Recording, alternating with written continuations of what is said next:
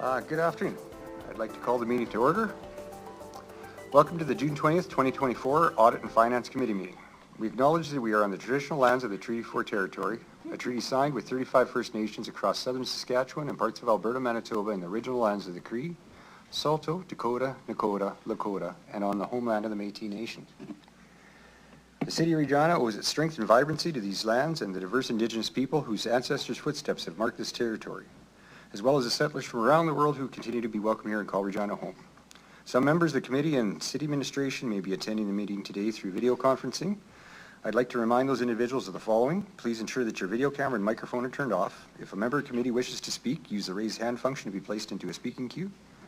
When speaking, remember to unmute your microphone and enable your video camera, and all votes will be conducted with a recorded vote. Reports recommended for consideration by City Council will be considered at a future meeting. The deadline to register as a delegation for any City Council meeting is 12 o'clock noon on the Monday preceding the meeting.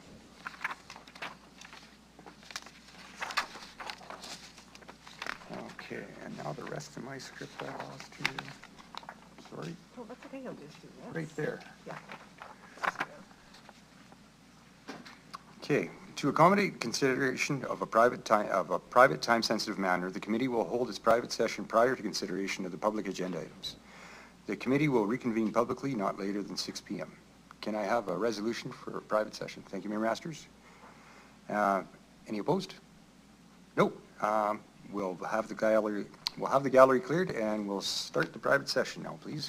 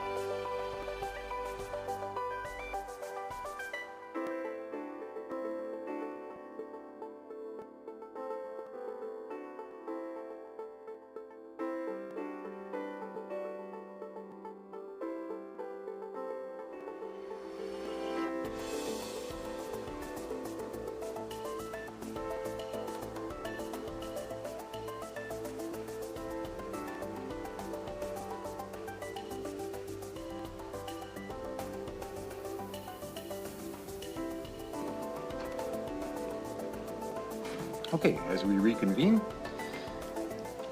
can I have someone move a motion to approve the public agenda at the call of the chair, please? Thank you, Mr. Humphries. Any opposed? Seeing no opposition, we'll move ahead. Can I have someone move a motion to adopt the minutes of the public meeting held on May 13th, 24 with the following correction? That Resolution 2D for Report AFC 24-10 read, approve these recommendations at its May 22nd, 24 meeting. Thank you, Mr. Humphries. Any errors or omissions anyone spotted? Seeing none, I'll call the question. Any opposition? No opposition? Okay, we'll move ahead. First up, we will look at is AFC 24-22, the Internal Audit Work Plan.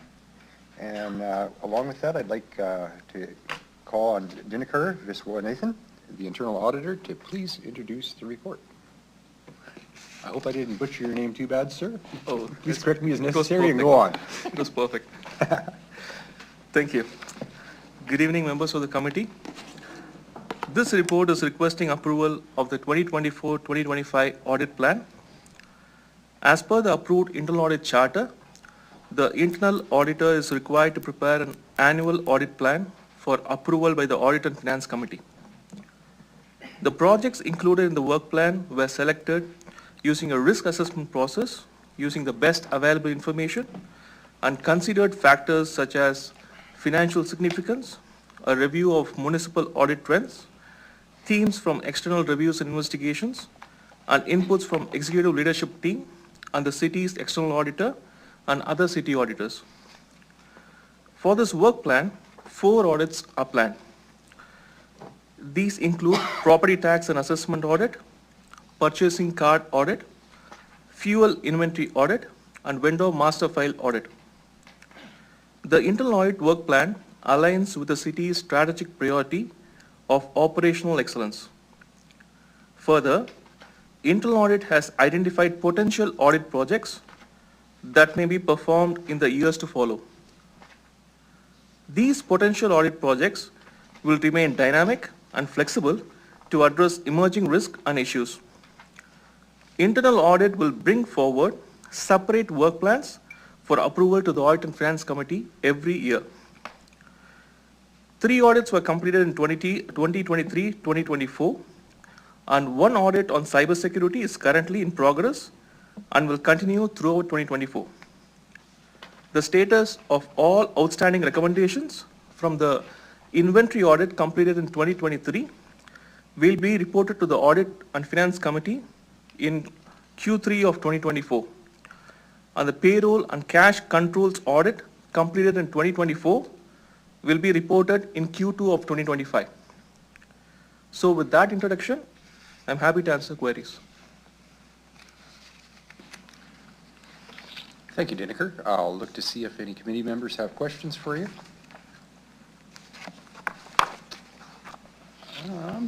Seeing none, I appreciate the work plan you've put together.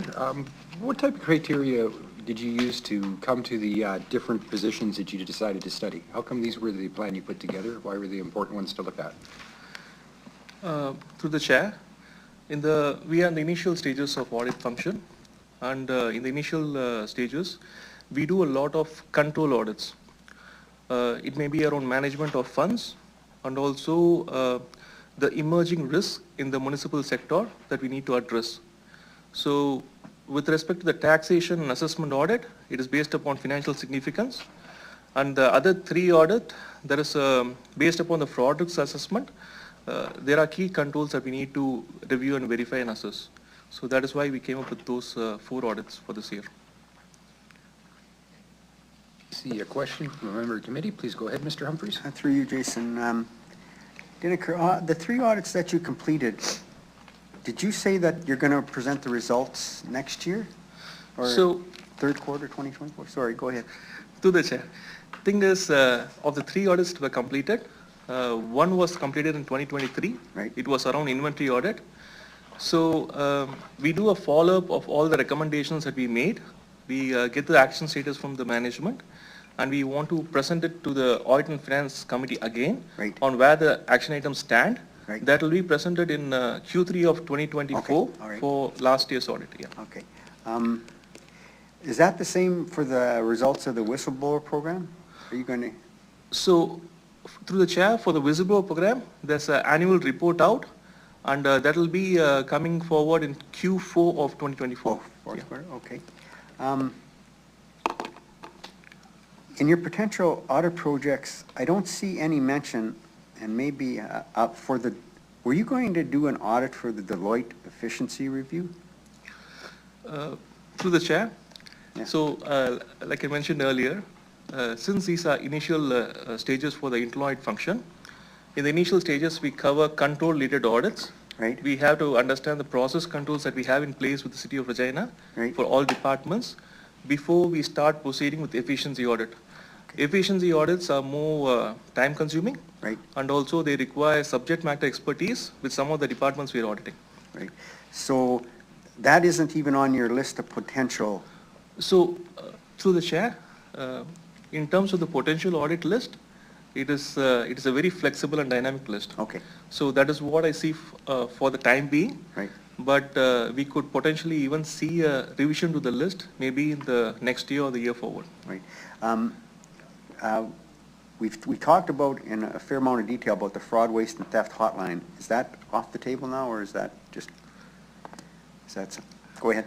Yeah. To the chair, like we discussed in one of the meetings earlier, this will definitely be revisited in a couple of years. Okay. I'll get back to the committee on where we stand on that one. All right, that's it. Thanks. Thank you. I see no further questions, so I have one more myself. Not knowing anything about audits really, and trying to just wing it by the seat of my pants, I might have heard that cybersecurity is a big deal nowadays. How does that play into your audit plan, and when does that hit? Absolutely. Through the chair, actually, cybersecurity audit is an ongoing audit for this year. So there's a lot of focus on that one, just based upon the recent attacks in other municipalities that we hear about. So this will be an cybersecurity will feature in most of the audit plans going forward. There are various aspects of cybersecurity we can target in each year. So phase 1 will be performed in this year, and phase 2 on certain system-related controls will be performed in the subsequent year. Very appreciative to hear that. Thank you very much for the information and the report. Because I'm a poor chair, I never got a mover for this report. Thank you, Mr. Humphreys. And I see no further questions. So I guess we'll conduct a recorded vote on this one, and I'll call the vote now. Councillor Mole?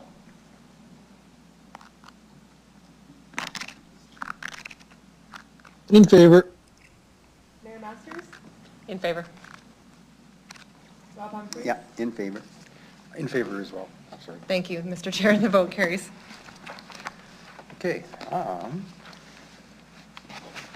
Next up, thank you, Diniker. Next up, we will deal with report number AFC 24-16, the 2024 first quarter forecast. And I'll call on Deputy City Manager, Mr. Barry Lacey, to introduce the report, please. Yes, thank you. Before we get into the detail of the first quarter report, I would just note that City Council this past March directed administration to undertake a series of workshops for the Audit and Finance Committee that provide a comprehensive overview on a number of topics, one of those being forecasting. And so as a result, we'd like to begin our introduction and review of the first quarter forecast by providing an overview of the city's forecasting process. And I'm going to ask Ms.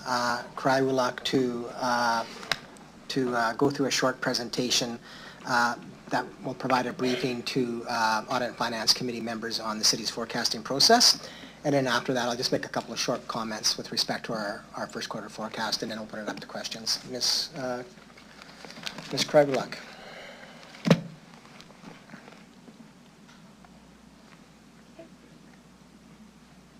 Oh, sorry, please go ahead. Thank you. Through the chair, thank you for letting me chat with you a little bit about forecasting. This presentation is meant to provide an overview of explaining the city's forecasting processes and how it's prepared for operating and capital funds. The forecasting process is a collaboration across all operating areas of the city and we want to provide you with the ability to understand the governing legislation and subsequent policies around forecasting processes and the quarterly reporting. We want to clarify the roles and responsibilities of those involved in the forecasting process and an overview of how we prepare the reports for executive leadership and the committees that they are provided to. So first we'll talk a little bit about governance. The governance for our forecast all starts with a council-approved budget, which also includes a 5-year capital plan. This approved budget provides administration with the authority to spend funds within the constraints of the approved budget. The approved budget provides information on how the city intends to spend the funds and how the city intends to fund those expenditures. The budget and subsequent reporting is broken down into revenues and expenses. The forecast process provides reporting and analysis on how well administration is managing within those budgets. It is important to note that the city is legislatively required to have a balanced budget at year end. Budgeting is currently done for a 2-year cycle, and we are in year 2 of the 2023-2024 approved budget. Ultimately, the city administration goal is to maintain a balanced budget for year end. A surplus is transferred to a reserve. Any deficits require an identification of a funding source to balance the financial statements and is approved by council. If there are unbudgeted and unexpected expenses, like the last couple years, we had winter road maintenance over expenditures, the city manager has the authority of council to undertake expenses that are not included in the approved budget, inasmuch that the expenses are in line with service levels approved by council by policy or operating or capital budgets. However, the approval of these items cannot lead to a deficit.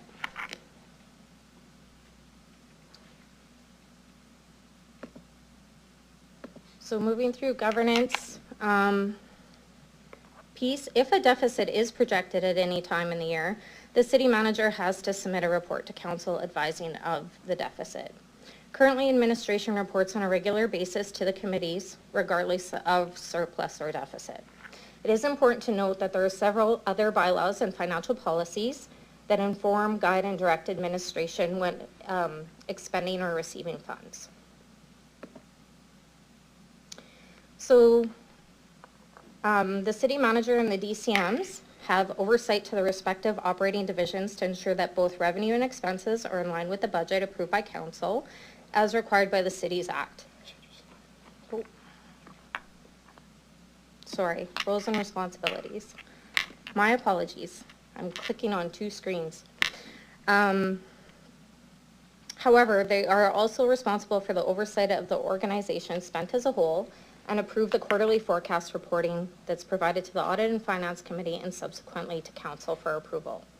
All budget owners are also required to operate within the constraints of the approved budget. Directors are subsequently required to approve their department forecasts that include the consolidated forecast by their branch managers. Ultimately, the city's administration goal, again, is to maintain a balanced budget at year end, which means either surplus or deficit must be transferred to a reserve. Again, with a deficit, a funding source must be identified. So forecasting. The actual forecast, what is it, you might ask? A forecast is a reporting tool used to gauge how well an organization is doing managing activity and service levels within approved budgets. It provides management with information that assists with strategic direction and strategic decision-making and an ability to analyze the need to change direction if either large surpluses or deficits are being projected, and allows for decisions to be made around spending and investing for cash flow purposes. This tool also provides a platform to share transparent financial reporting to the city's internal and external stakeholders to ensure that management is accountable. All management levels in the operating divisions in the city are required to participate in the forecasting process facilitated by the finance team. The foundation of the initial analysis starts with year-to-date actuals, any trends that are being seen, like inflationary costs, and that is used to estimate revenue and expenses for current and financial year with any known or anticipated present or future activities impacting revenues and expenses of economic and environmental factors. These are items that management may feel impact the financial forecast for the organization. The capital projects are managed by the 5-year capital plan and comprises projects that could be for a single year or multi-year, and also capital programs are usually ongoing, so project versus program.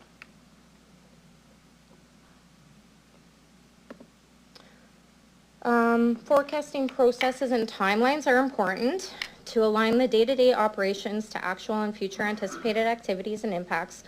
All divisions of the city put together a quarterly forecast that estimates what revenue and expenses would be at year end. Such revenue and expenses may be higher or lower than budget. They're based on actuals that operating teams are going to know or are estimating to do in the current year. The finance team plays an instrumental role in that forecasting process by providing the operating team the status of the actual year to date and assisting them in projecting the revenues and expenses to year end. After month end, there are reports available to operating areas to review and verify revenues and expenses for both operating and capital to ensure everything is captured correctly. Revenues and expenses are reported accurate and legitimate. The finance team runs and pulls year-to-date actuals for revenues and expenses into a shared folder. Reports include cost distribution, cost analysis, open purchase order reports, and payroll reports. Budget owners of forecasters are expected to review these reports and verify them as part of the forecast process quarterly, but they receive these reports monthly and ensure that, again, that they are accurate and those expenses and revenues are aligned with the service levels and project commitments for the year. The finance team meets with the operating areas to provide expectations and supporting documents to support quarterly forecasts. The finance team helps facilitate those discussions for both the operating and capital forecasts, and operating areas work very closely to prepare their respective information.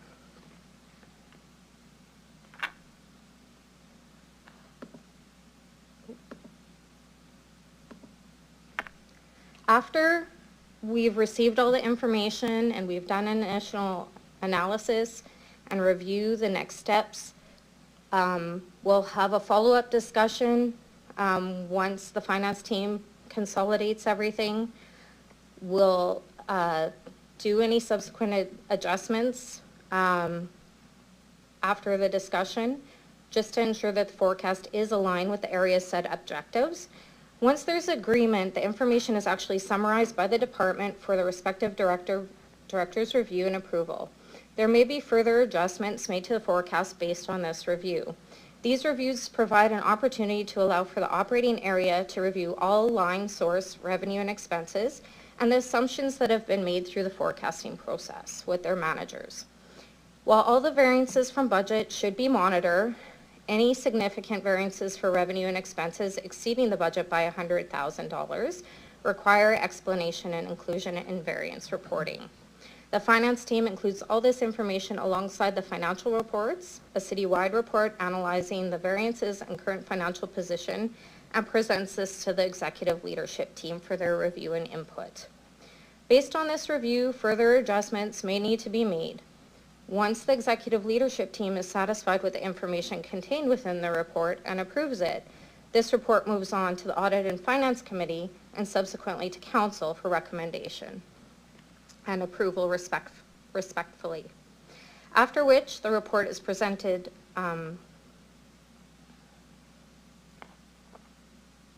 for approval. We start the process all over again for the next quarter.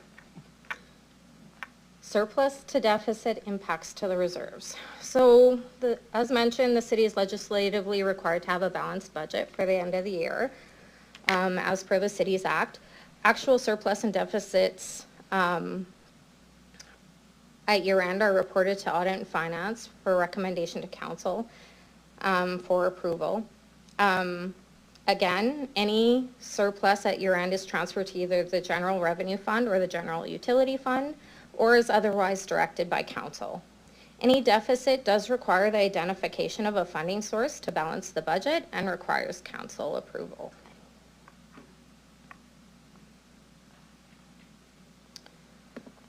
So we talked about this a little bit earlier, but regular forecast reporting in prior years, the financial forecasts were provided in relation to a breakdown by department and division respectively to the executive leadership team and to audit and finance and then council. For 2024 fiscal year, it was determined that the city should move towards a fulsome quarterly reporting, including a first quarter forecast. This allows management earlier view of the anticipated surpluses and deficits potentially projected and allow for earlier strategic intervention and decision-making as necessary. Based on recommendations by Audit and Finance Committee, the format and presentation of the quarterly statements has been adjusted to align closely with the City of Winnipeg's reporting.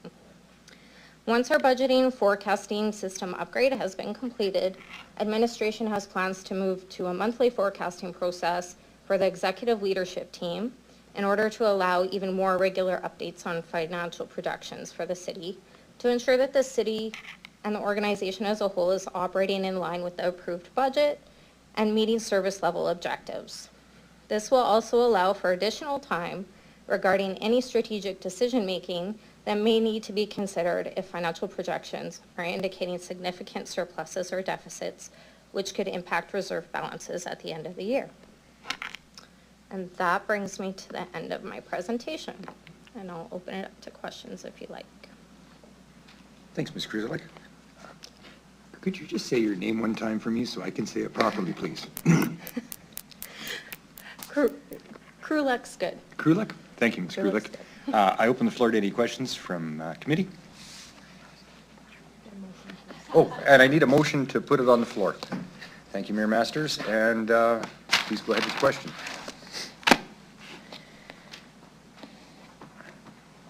As it relates to revenue, where does the investment revenue show up?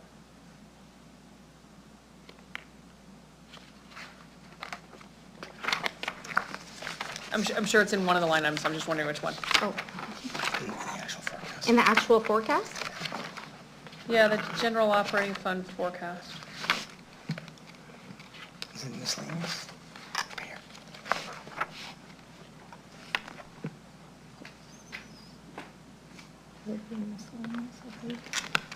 We can confirm it with Brianna. It would be in the miscellaneous revenues. Oh, good. Can't be. Or It's 10 sorry. million.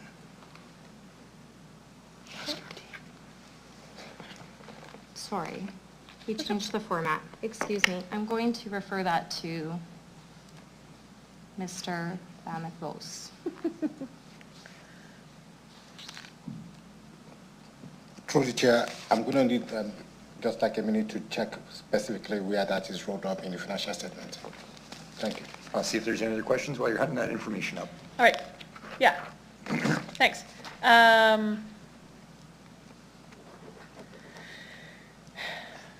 I'll get to the utility reserve in a second. So, and I think you corrected it in this, because I was going to say, we didn't used to get quarterly before, right? There was a mid-year, and then you would tell us again in the third quarter about the mid-year. Because the mid-year often came in September, and then there was the year-end at budget where we say, hey, we're predicting this. But this is, Yeah, the so- quarterly and quarter one is new, right? So through you, Mayor Masters, I think it has changed over the last 3 or 4 years. I would say if you go back 2 or 3 years, we provided a mid-year forecast, and then we included our third quarter forecast in the budget. So the forecasted numbers in the budget were third quarter, but we never brought a separate report Got it, forward to council. Last year, we did bring a separate third quarter report to the Audit and Finance Committee. That third quarter numbers then were also put into the budget. And in the last couple of years, because we've been running our forecasting deficits, we brought preliminary year-end reports. So I'd say the big change that is, it would be fair to say before we only provided a formal mid-year forecast. In the last couple of years, we've moved to mid-year, third quarter, and year-end, and this year we're introducing a first quarter forecast. Okay. So my question is, do we reforecast? I mean, do we readjust the budgets, knowing where we are? We're already in a deficit of first quarter. Do we go, okay, we're going to rein this in to make sure that we're going to reallocate money or take away or do whatever in order to make sure that based upon first quarter results, we hit zero? Yeah. So through you, Mayor Masters, that's a great question, and a little bit, I think it speaks to opportunities to improve the process moving forward. I'd say these questions have become certainly more pertinent in the last 2 years because it's only been in the last 2 years we've been having slight deficits, and so I think those questions have had more focus perhaps. Not to say that they weren't important questions in the past, but more focus because of deficit positions. Complicated to some extent because, and this gets back to I think some improvements that can be made in the process, is that oftentimes, yes, we did have increased revenue, expenses, and then we had increased revenues. And if you go back and look at previous year forecasts, oftentimes you would see us forecasting a slight surplus until we kind of got to the third or fourth quarter, and then we, especially in the last 2 years, we'd see a deficit. And so I think the questions around actual, especially as it relates to expenditures, actual over budget, to some extent, I don't think had as much focus because we often had corresponding revenue increases. And so at a high level, we were looking at, are we having a balanced budget or not? Like the net number, right? As opposed to having more focus on the over expenditure side and looking at expenditures in isolation. So that was a long answer. Maybe I'll just end it there. Yeah, You should probably have follow-up No, questions. no, I actually appreciated the answer. Yeah, if I look at this right now, Mr. Doney, and I look at transit, which is almost entirely, like, the numbers can offset each other except for that number. And that's probably not fair because there's a whole bunch of other numbers in there that are in deficit as well. But in my mind, that one's a mill rate. So if all other things in the budget held equal, we'd be 2.6 million. Like, I guess that's how I look at it from a, and again, it's not fair. And I don't even know that I need an answer. It's more a matter of, if I was looking at this going, we're $2.6 million in the whole, just someone tell me that balance is to zero by year end. But it doesn't, I don't think. I think we're going to lose money. So that's correct, it does, because that is what we're forecasting the number will be at the end of the year, right? Yeah. So unless something dramatically happens that we're not anticipating, Yeah. we think that will be the number around the end of the year. Yeah, and ultimately, yeah, okay. And so even though we've had some surpluses and other things, and so, yeah, this is, and you're right, I think this is a process, Barry, like Mr. Lacey, I really appreciate that perspective that this is a bit of a process, because some of these are going to be hard, right? Like, a snow removal budget that goes $5 million over budget is a hard number because it's snowed, right? Versus, is there any and if this is overtime, or we've had to hire more bus drivers, or we expanded service, or we just under budgeted, whatever that answer is for that number. So if I go into the second quarter and I get the second quarter results 80 days late, like you're going to have 90 days or 100 days to fix something. Like if that number becomes, because I guess what I'm saying is we started January 1 thinking we were going to be at X, and now we're 6% out. And I'm just picking on transit because it's a big number. So I don't mean to pick on transit. Do you know what I mean? Like there has to, I don't think we should accept at any point in the year that we're going to finish in a deficit, is what I'm trying to say. So that's fair enough. Through you, Mayor Masters, so I've talked about opportunities to improve the process, and I think as our budgets have become tighter and the actuals have become tighter, and I know, and Councillor Mancinelli, I sometimes don't get Ms. Krulak's name right as well, so I appreciate that.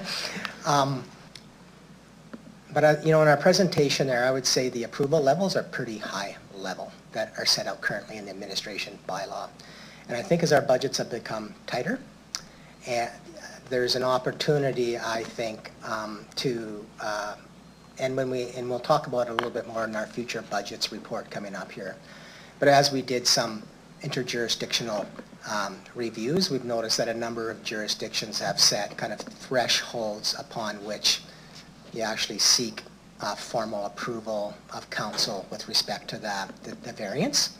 So transit might be a good one, right? You might set a threshold, anything over $1 million, you got to come forward and seek council approval on that piece. And what I've seen is typically that approval will then talk about how they're managing it. So it could be simply we have under expenditures elsewhere, and it's not a problem because we expect there'll be a balanced budget at the end of the year. Or it could be something like, yeah, if you want to maintain the service levels, we think you have to go to a reserve. But you have that conversation when you start forecasting the deficits. And so I think that's an opportunity for improvement in our processes here, and I think that brings in more transparency. And I think that there's an opportunity to do that by having a policy, a council-approved policy around that piece. And so we can talk more about that in the future budget pieces. But something like transit as an example, like that is the biggest expense variance that I see in here, and that's really being driven largely by 3 factors. Overtime, which we talked about, that's a little bit of an overtime and budget issue, like getting the budget right with respect to that overtime that transit is seeing. The second piece is that I understand that mechanics, journeymen, that they are, Councillor Mancinelli might know this, we're having challenges with respect to having enough qualified mechanics, and so we've had to contract some of that work out, and so that's added some additional expense. And then the third piece is just shop supplies. It's like lubricants, cost of oil. Like I'm surprised by how big the number is, but we're seeing a much bigger increase than we anticipated when we set the budget. So those are the 3 things that are impacting it. And right now, we don't see that changing between now and year end. Yeah, got it. Okay. Yeah, like I said, I don't want to pick on it, and I appreciate the explanation. It was more, should the goal be Close the variance. close the variance? Yeah, like, And so, if it's $500,000, it's easier to make the decision now, because we don't actually have a choice at your end. so that's an interesting and I think that's a great question and an interesting conversation, right? So, and especially as it relates to first quarter forecasting. I think first quarter forecasts are the ones that are most likely to see the most change, because you're doing it very early in the year and you're trying to make assumptions for what's happening in the last 9 months of the year. And so I don't want to discount the fact that we're forecasting a $460,000 variance here, but I want to put that in the context of the overall budget. Like that's I know you do. 0.08% of the general fund budget. I'm talking 0.08%. $500,000 plus $500,000 plus $2.7 million plus, right? So, and it could easily go in either direction. Yes. And so, obviously I'm interested in the views and perspectives of the committee here, but I pretty much consider this a balanced budget. I think what this signals is, and we've talked about this as an executive team, is that, this is something we need to really keep an eye on, especially as we move forward to the second quarter forecast about, are we going to see that number continue to move in the red, or are we going to move it back into the black?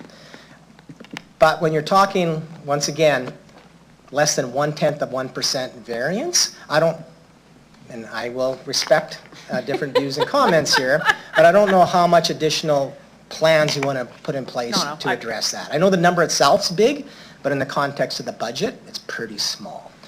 Yeah, and I will tell you what I appreciate about this, and you're probably right. It's probably the second quarter, part of it, and I know it's partly IT, and I know it's partly how these get produced. So as those upgrades happen, this will get easier, I would hope for you. But I think after second quarter, I think that there should be a policy in place is if that deficit passes a threshold, we stop doing something. You have to figure it out. Yeah. So through you, Mayor Masters, I don't disagree with that. I would suggest management should be coming forward with a plan. Yeah. agreed. And that there should be some council endorsement with respect to Yeah. that plan. Yeah, and then I know there's surpluses in other places, to which some people would say, why aren't you spending the whole budget that you budgeted? Anyways.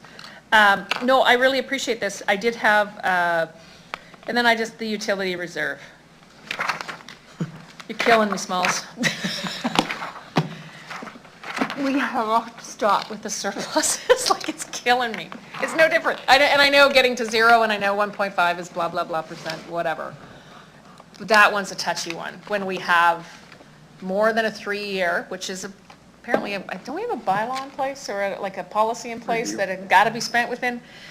See, you're in surplus on a reserve, and I know we could spend $500 million on water, but if you can't spend it in 3 years, you have too much money in the reserve. And then you run a surplus, and we've run a surplus how many years in a row now? In the utility? To you, Mayor Masters, as long as I've been here. So, like, what do we have to change in order not, I know, so there's Mr. Doney. Hello, Mr. Doney.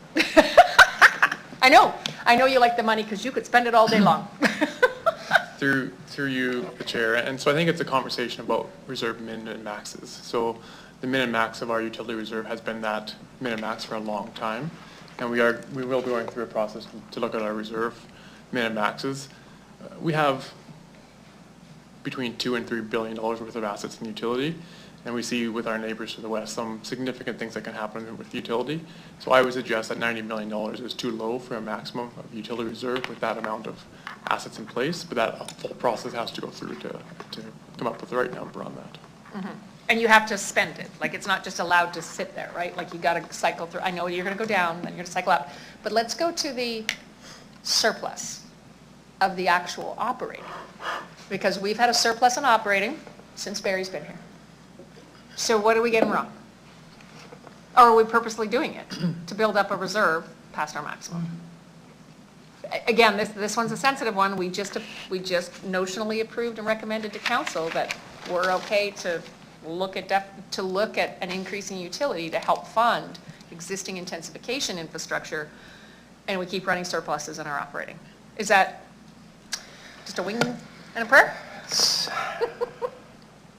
So, It's a mill rate. no, It's a utility mill rate. It's a utility rate increase, yep, and directly affects the utility users, which are most businesses and homeowners in Regina. So through you, Mr. Chair, I would say, I'll make a few comments on this piece, and I know Mr. Doney might have another perspective to share. If you go back and look, once again, I put it in context of the overall budget. It's a big number. Dollar-wise, $1 million+ is a lot of money for people. It's less than 1% compared to budget. So when I look at how close are our actuals coming into budget, if I can get a budget coming in with, actuals coming in with 1 or 2% of budget, I think we're doing pretty good. I'm just going to say $1.5 million is almost one mill rate on the utility. So, True, so but we no, need to meet in the I meeting. appreciate that. I'm not arguing with that. I'm just putting it in the context of managing actual Yeah, fair to enough. budget, okay? Not arguing with the context of what that means to the ratepayer. And so I would say to that, is there an opportunity to look at our budget and just like we have in the general fund, where it was quite common to run surpluses, much larger than this one on a percentage basis, regularly, year after year. And so is there an opportunity to look at our budget process, look at the model as well and how we model, and look at how we can bring the number closer to 0? I would not deny, and my personal view is yes, there's an opportunity for us to do that. My only comment is, always remember to put it in the context of the overall budget, because the numbers themselves are big individually. I appreciate it. And All right. Mr. Doney does have an additional perspective. All right. Through the chair, and so our mill rate, revenue is generally set with taxation, but of course utility has a base rate and a volumetric rate. That base rate is set by the number of connections we have, but the volumetric rate does vary based on a wet or dry year, how much people are using. So we will see that fluctuate from year to year. Yes, it has been a surplus in recent years. I would not want to be in a position where we're using the reserve to offset a deficit in the operating budget. That would erode the utility reserve faster than we expect. So I think that's a risk if we're starting to get too close where we're having a negative operating deficit.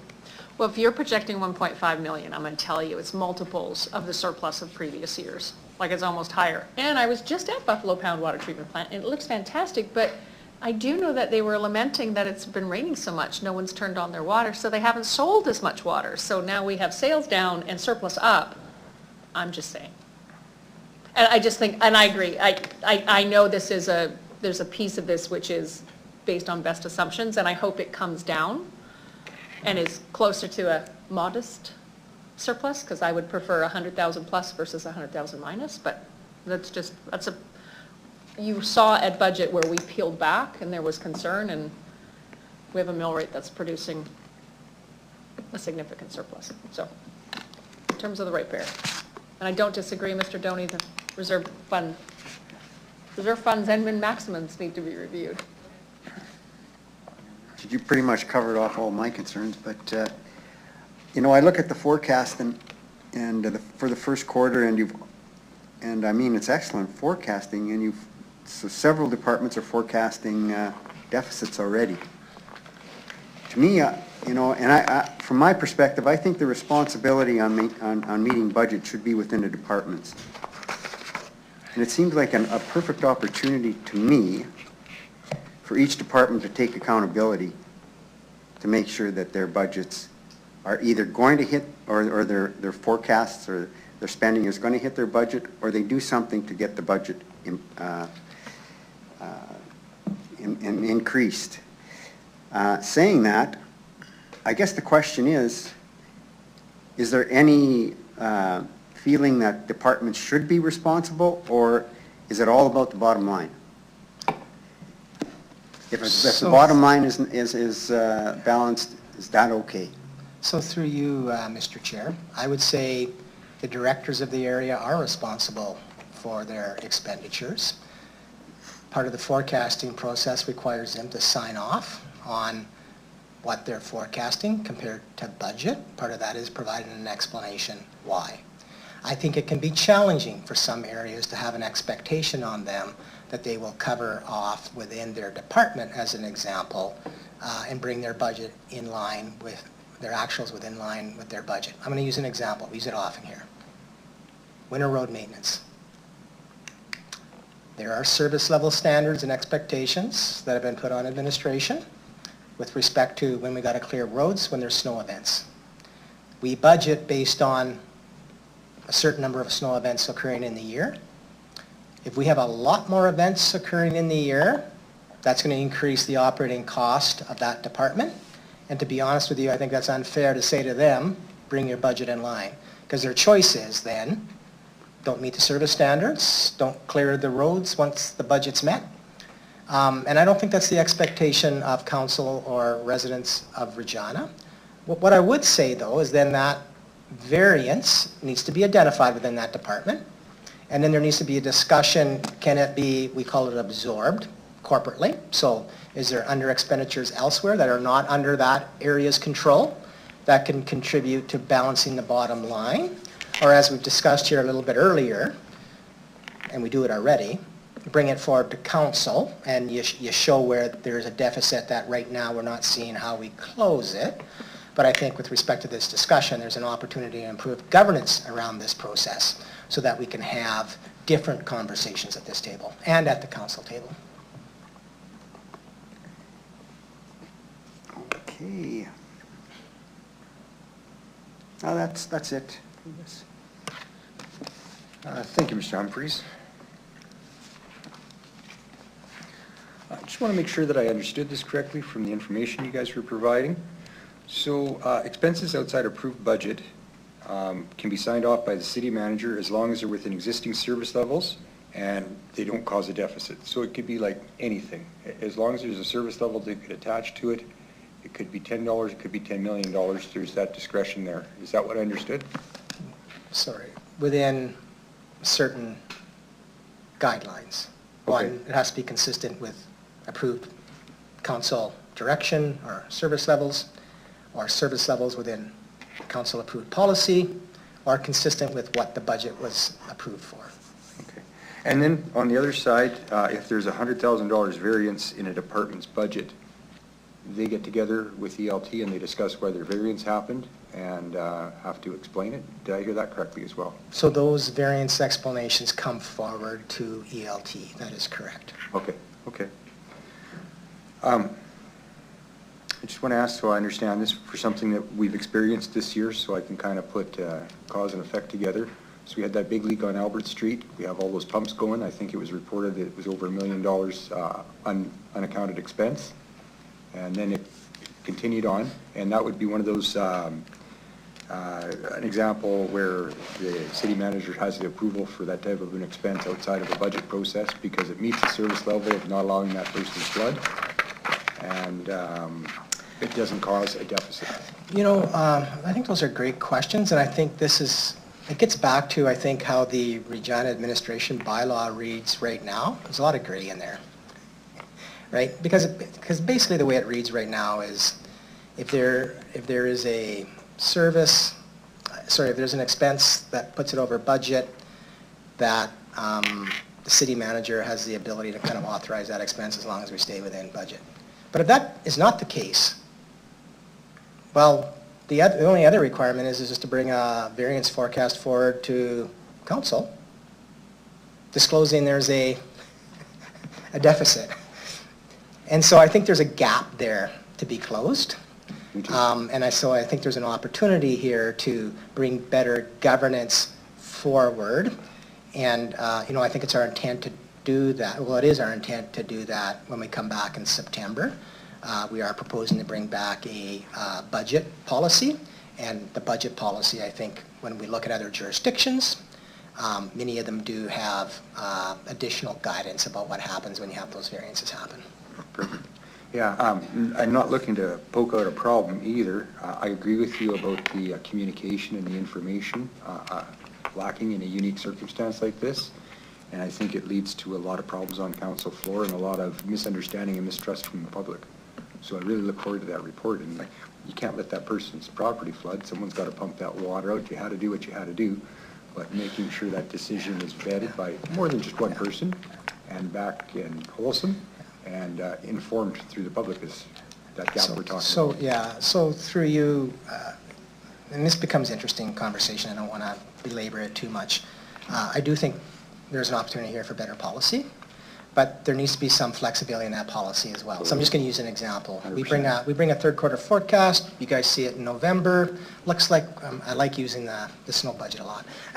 Looks like we're on track, we see everything's good, give you guys a thumbs up. December 15th, December 20th, we have a huge snow dump.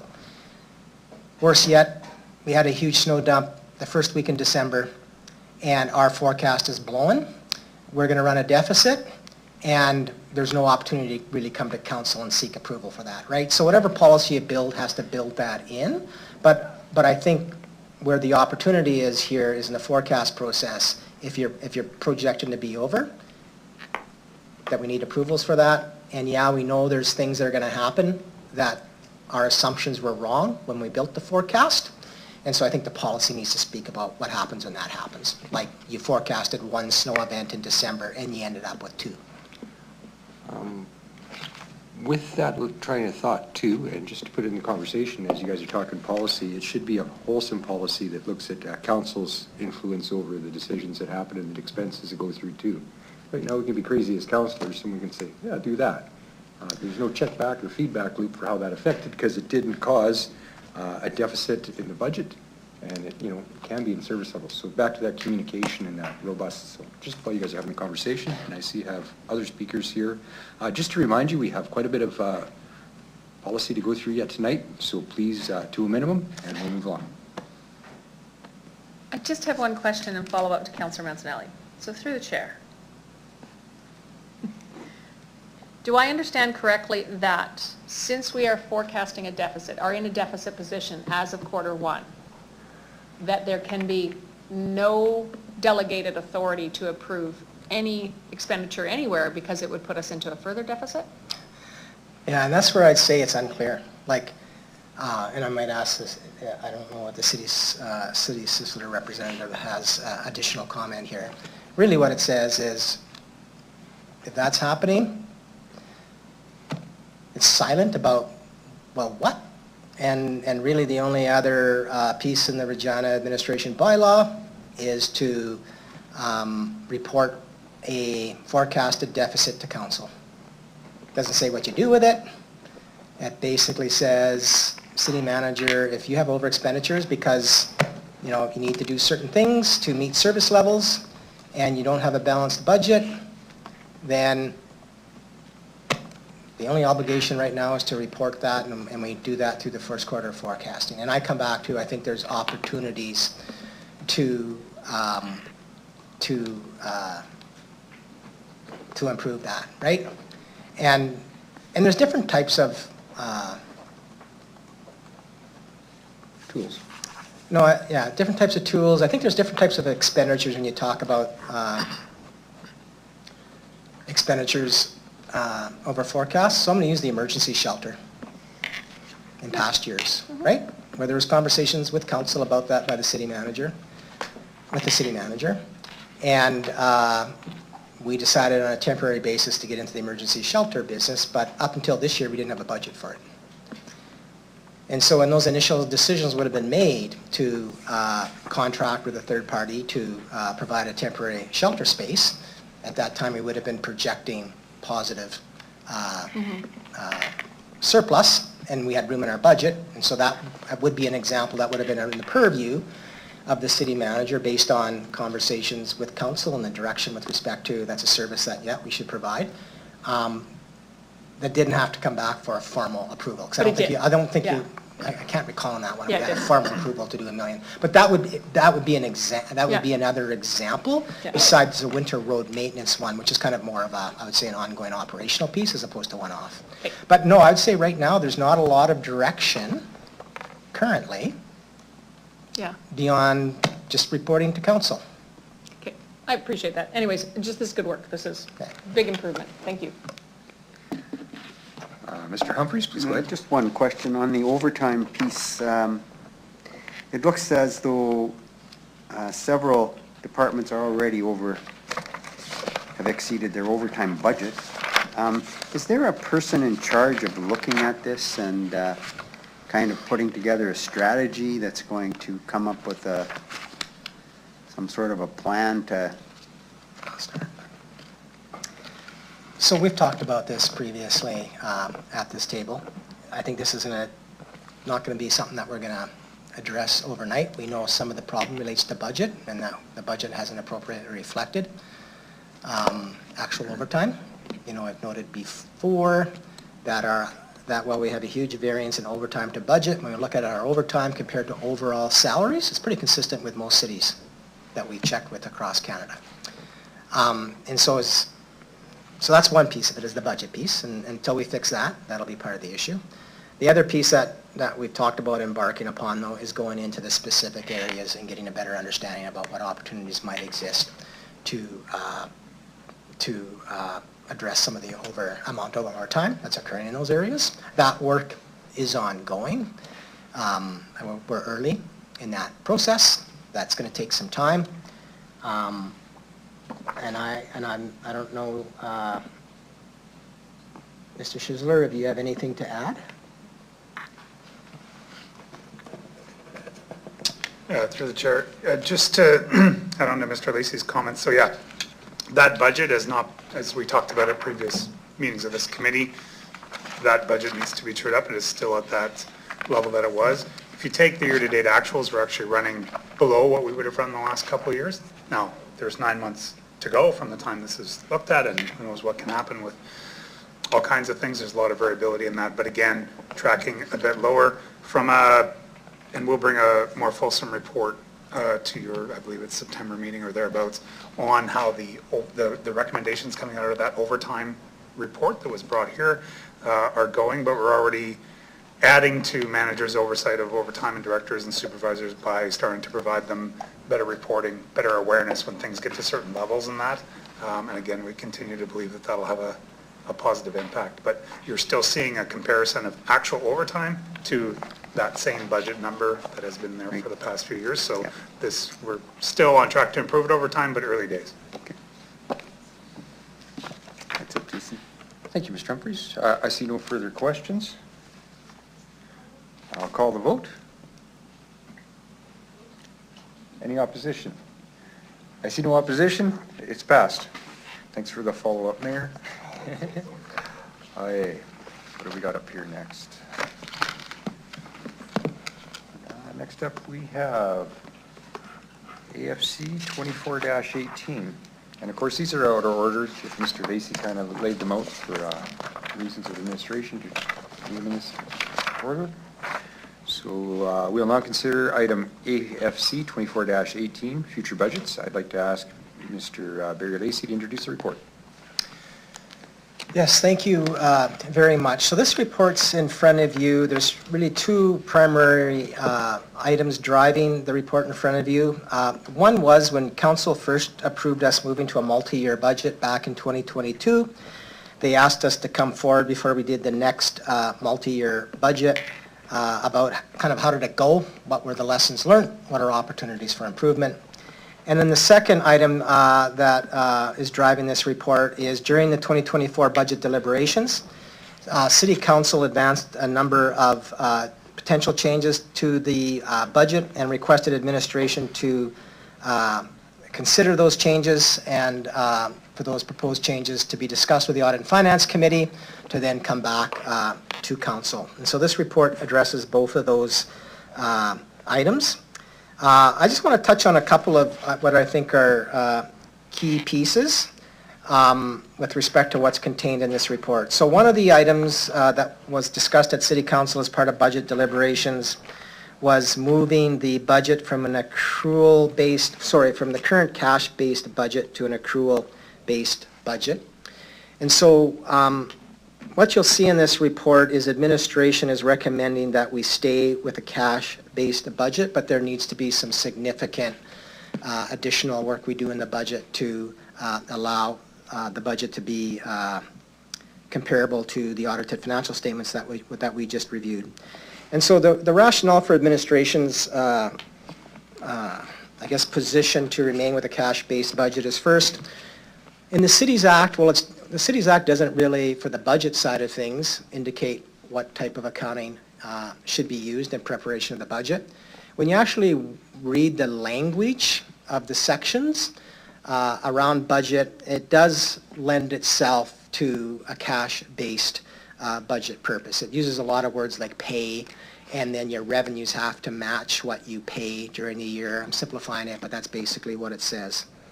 Secondly, a cash-based budget more directly ties and demonstrates what taxes are needed to be raised to balance the budget. Basically, you have X expenditures, you have X non-tax revenue. The difference is the amount that basically needs to be paid or subsidized by the tax base.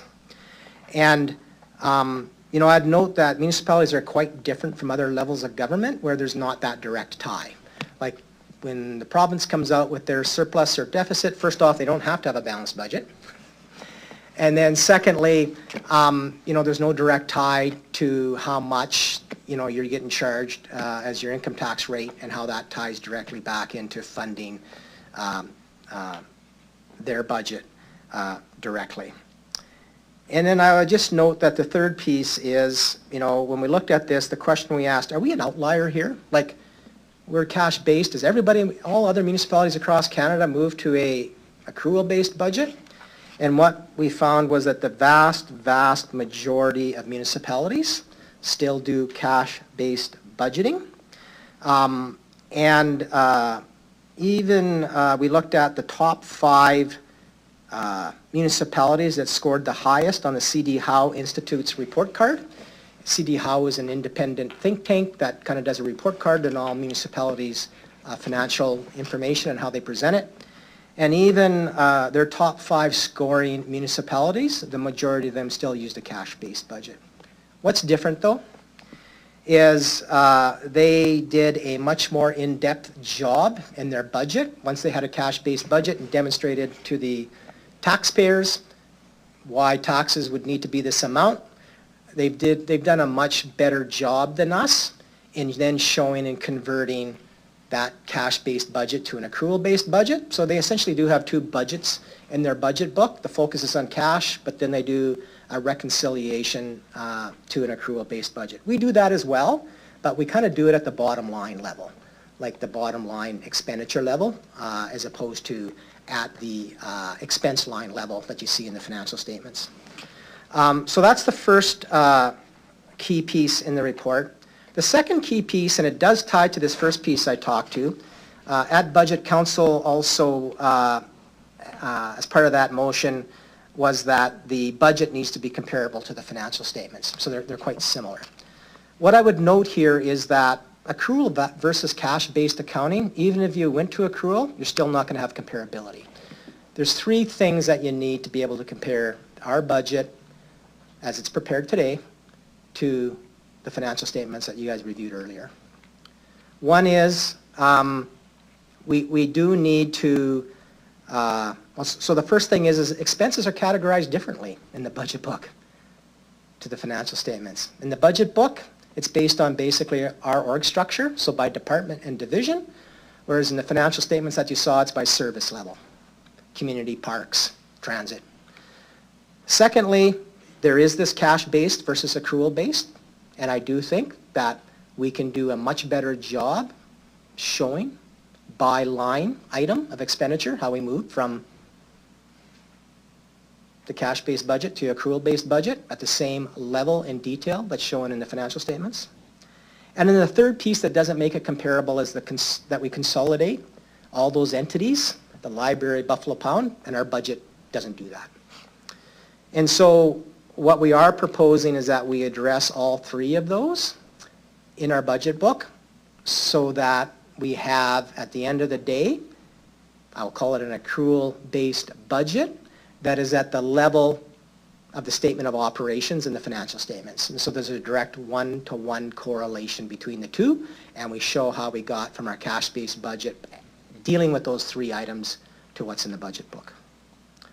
The third item that I think is a major piece that we're advancing here for consideration is, and a lot of this ties together, we are recommending the changing the budget book format. So as I mentioned in the budget book, we show our expense budget in particular by department. And what we're proposing is that we should move the budget to have a service-based view of expenditures, similar to what's in the audited financial statements. Secondly, we believe that when we're talking about that service-based view of expenditures, we also want to show what revenues are being applied against that service-based expenditures. I'm going to use transit as an example. So we have, and this is not the transit budget, but let's assume the transit budget is $20 million. We want to show on that same page, that same summary view, that we're collected transit fares of $8 million, which then leaves you a shortfall of $12 million. And so what we want to show there is the property tax base is subsidizing transit by the tune of $12 million, and we want that to be in kind of one snapshot picture.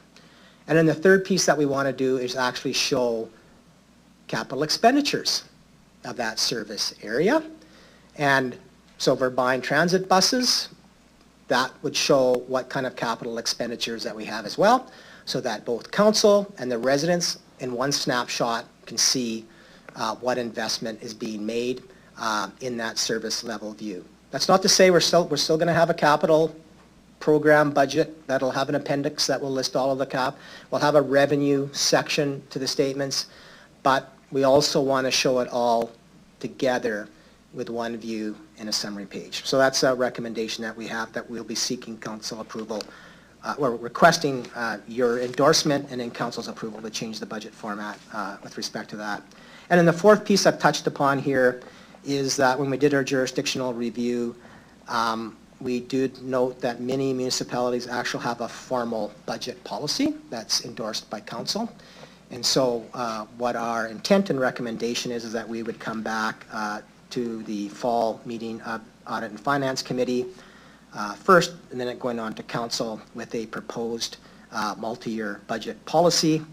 What that policy would touch on, it would be a high-level document, but it would set out expectations around what is administration's role in the preparation of the budget, what is council's role in the participation in the development of the budget, what are the citizen engagement expectations with respect to how you engage with citizens when you prepare the budget, what are budget timelines, and then in that document as well, I would see approval thresholds. So this discussion about what happens when you get into the year and actual expenditures or revenues exceed budget.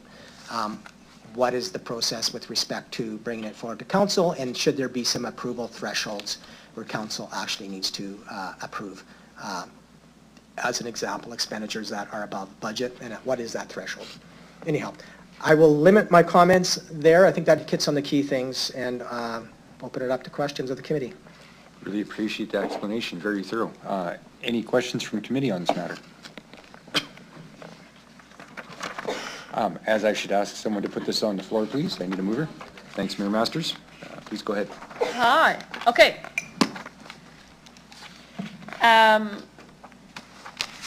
Yeah. How's that? How's that? So by service levels, you want to go to service areas, like I caught this right? As opposed to that. Yeah, and Appendix B actually kind of, it's a Yeah, yeah. draft, but it kind of shows what Yeah. we're talking about, yeah. Okay.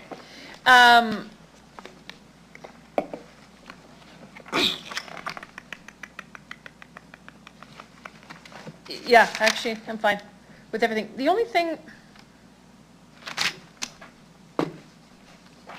it's the same complaint that residents have. We hear it all the time. You're going to go away, you're going to develop a budget policy, and then you're going to bring it to us, as opposed to a bit more of an iterative process. We hear from residents all the time, you've already decided what you're doing, your engagement result is in just, oh, here's what we're going to do, now we're going to tell you what we're going to do. That type of thing. And it's not an accusation, it's just more that sense of, and I know you're trying to get it done for September, I appreciate that. Can you bring it forward for discussion in September without the notion that, because if there's changes to it, it goes back to you? There's a piece No, of this yeah. which, and I'll just use Winnipeg.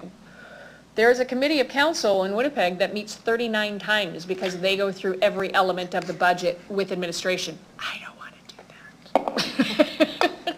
I don't want to do that. But neither do I, well, this is what administration recommends. And it's, based in rationale or whatever.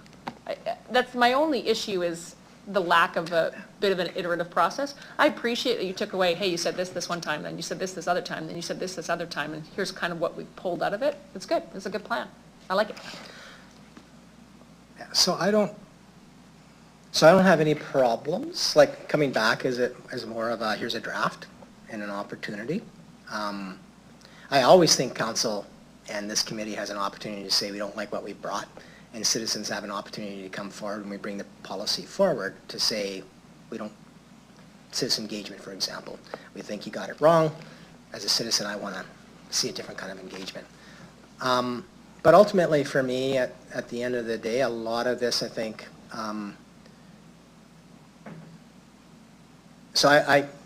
to me, I don't have problems bringing it forward as a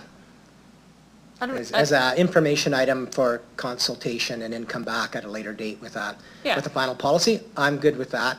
What I think I really would be looking for, though, because some of this would be embedded in the policy, so it's kind of maybe a little bit more piecemeal approval upon, is council comfortable us moving to a service-based view as opposed to an org view? Because I'm going to need that decision probably. Oh, like, I want so you to those pieces. Oh, no, do everything. It was Okay. actually more because you wanted a formal, like, I was A talking about formal the policy, formal yes. budget policy, Yeah. because I think the formal policy around who can approve what, Yeah. that we were just talking Okay. about in the previous section, there should be a bit more maybe policy development. So I have no problems. Yeah. Like, as long as the other pieces, coming Yeah. back with the formal policy, kind of more as in a consultation piece for an opportunity for a dialogue, I'm good with that. There's just the other pieces I'd like to move forward with. Yeah, no, I think it's actually a really good hybrid of a bunch of things, and to my mind, significant improvements. How do you feel about it? I think it is a significant improvement. I know it's a huge amount of work for the budget team to undertake. But I really like moving, to a service-based view, because I'd say as a citizen, what do I care about an organizational structure budget? I don't even know what the financial strategy and sustainability division does. Like, how does that Yeah. tie Now to you're talking. whatever, right? And so I do very much like moving to a service-based view.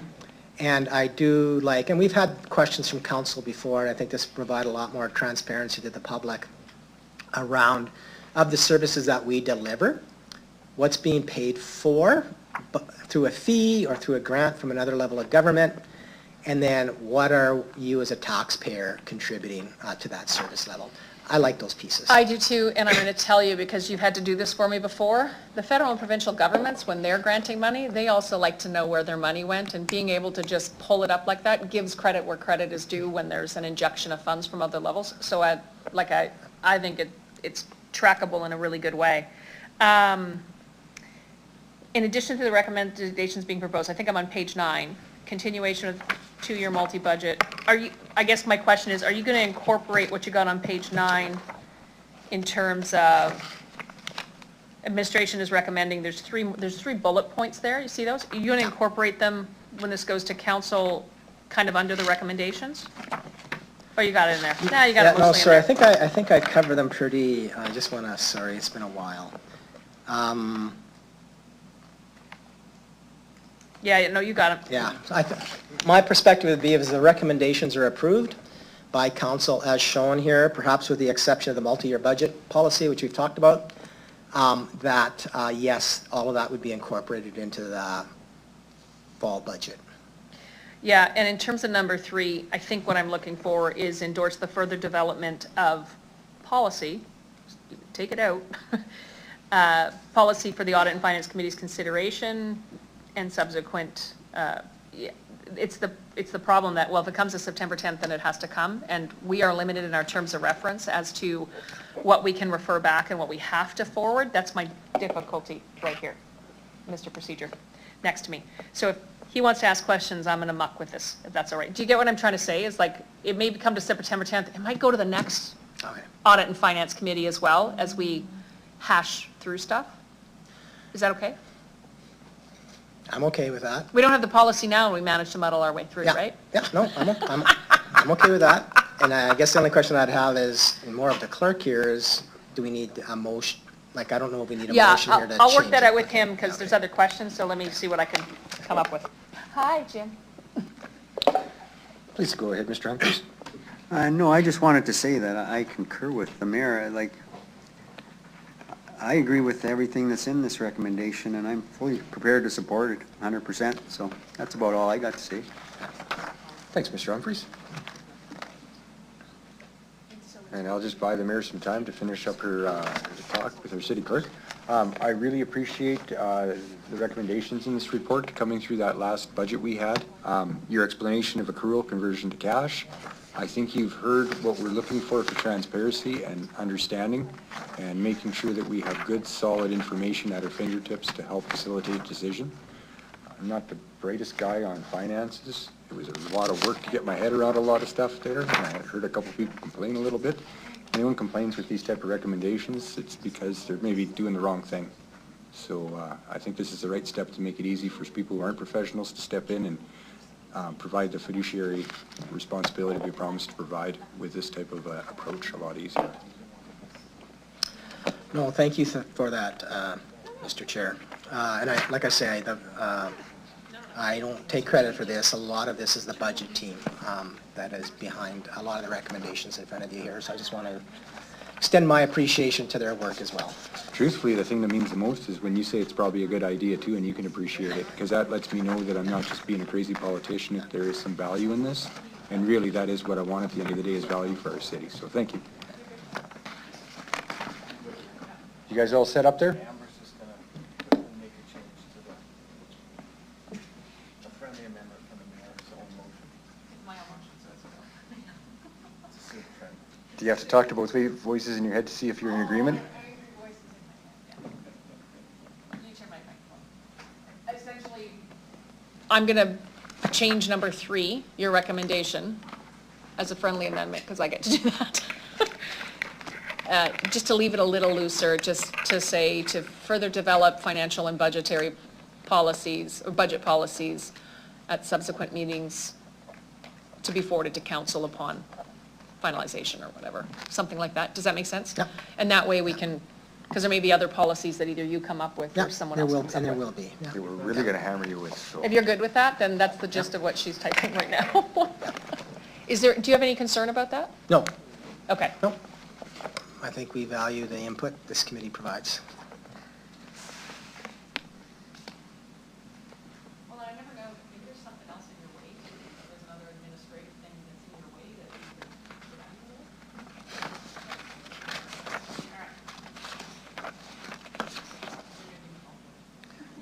get. Amber's all set up there?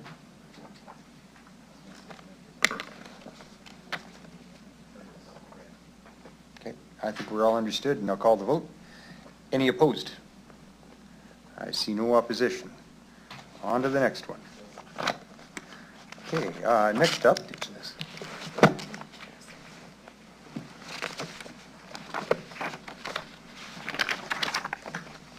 I'll find it on my notes here. There. We'll now consider item AFC 24-17, Indigenous Procurement Policy 2023 update.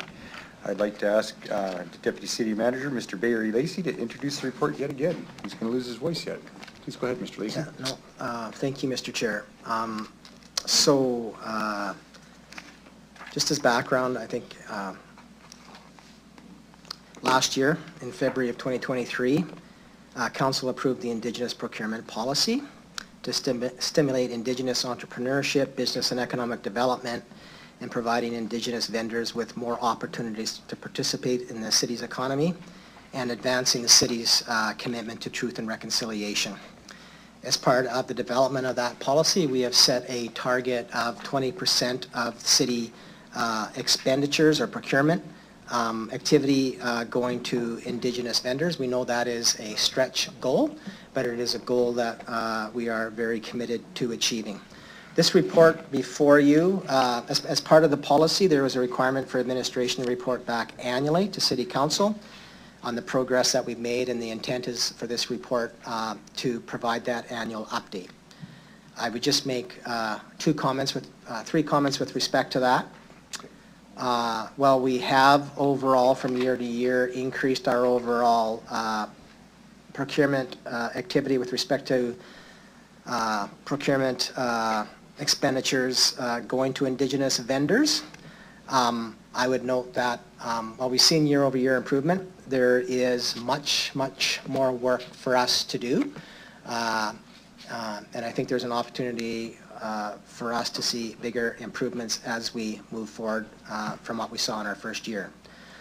First year was a lot about laying out groundwork, and so the report does go through some of the work that was done to set us up for future success and increases in the overall with respect to Indigenous vendors being successful on our procurement opportunities. I think I'll leave it at that. I really just do want to summarize it as that, you know, while we've seen some progress, I would clearly recognize that much more needs to be done. And I am hopeful that by the end of 2024, we'll see significant further improvement in the numbers. With that, I'll open it up to questions. Thank you very much, Mr. Lacey. I'm looking for the two, oh, there's the light that came on right there. Please go ahead. Me too.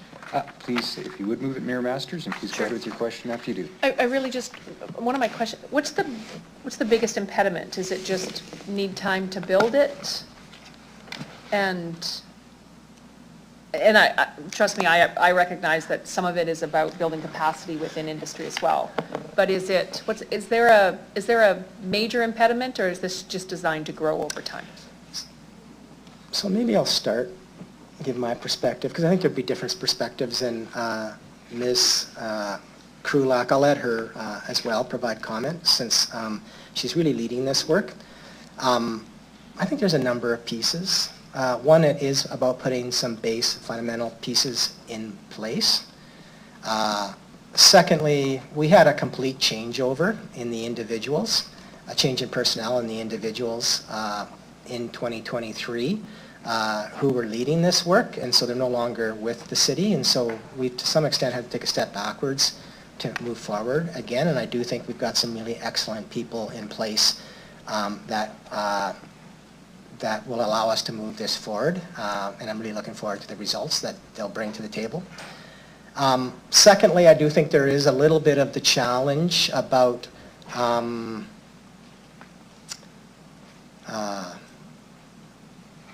I think there's an opportunity for us to work with Indigenous groups with respect to how do we ensure that there are I'm using the wrong words here, but the skill set and the capacity to be able to take on the city work, and I think there's a piece there that we need to figure out better. And I'll speak quite frankly, number 3, I think it is a little bit about culture and culture change within the city. This is just not financial services in the procurement area of our organization. For this to really truly be successful, and for us to be successful in hitting our 20% goal, this is really about the operational areas being fully part of this and being very active as well when they do their procurements with respect to engagement with the Indigenous community, with respect to how the procurement document and criteria are set up.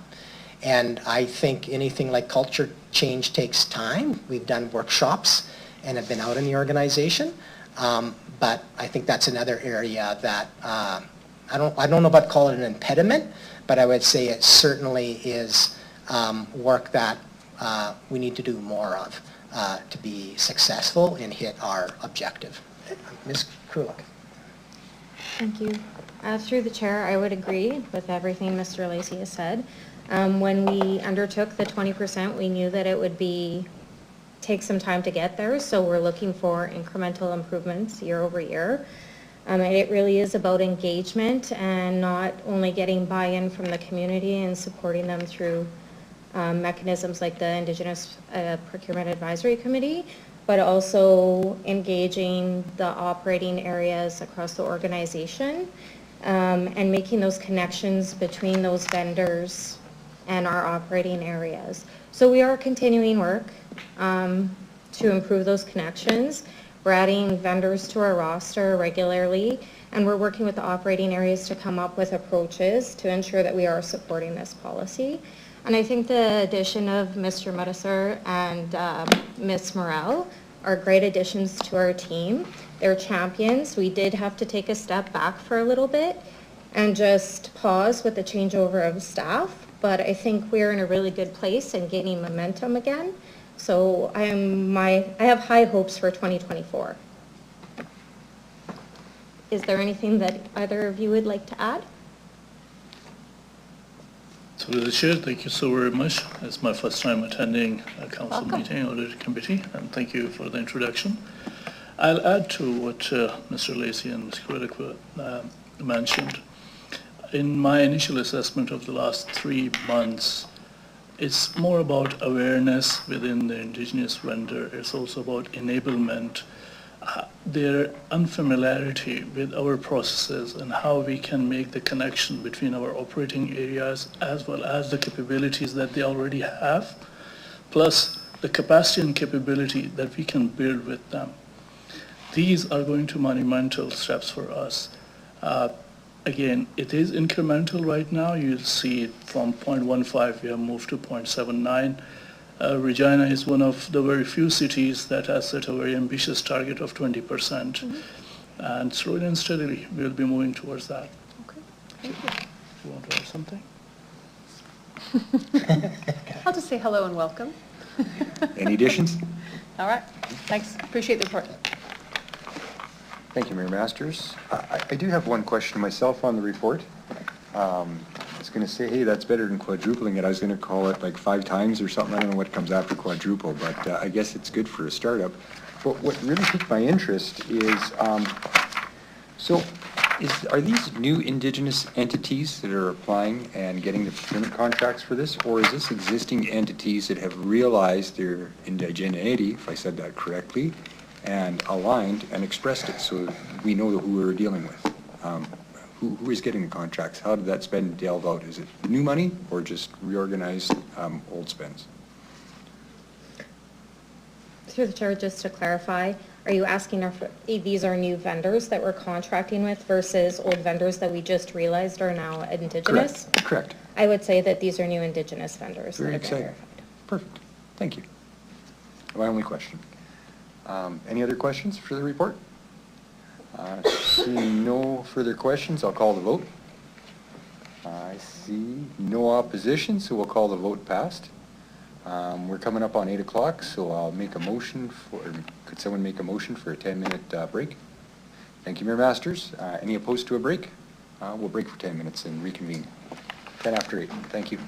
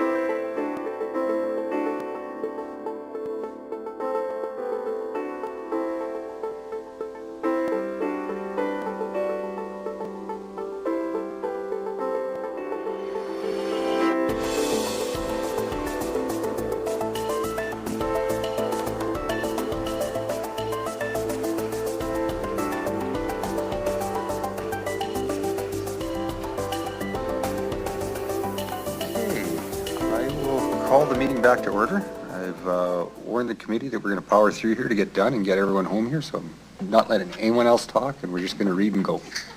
Okay. To start up, I'm going to ask Mayor Masters to move a tabling motion just to get one thing off the agenda for clarity. Please go ahead, Mayor Masters.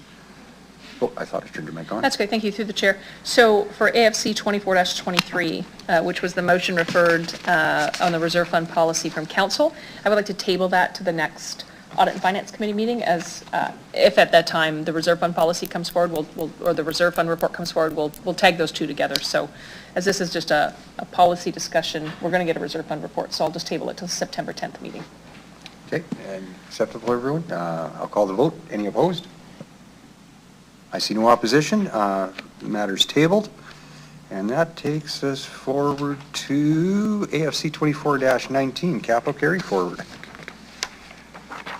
Okay, now consider item 24-19, capital carry forward. I'd like to ask Mr. Lacey to please introduce the item. Thank you. Through you, Mr. Chair. So this report before you is before you. City Council back in March had directed administration to report back to the Audit and Finance Committee with a list of capital carry forward projects and the status of those projects. So this report is in response to that direction, and the list you have is the list of capital carry forward projects as of December 31st, 2023. I'll just make a couple of quick comments. First, in our capital program, we have items that we call capital projects, and then other items that we call capital programs.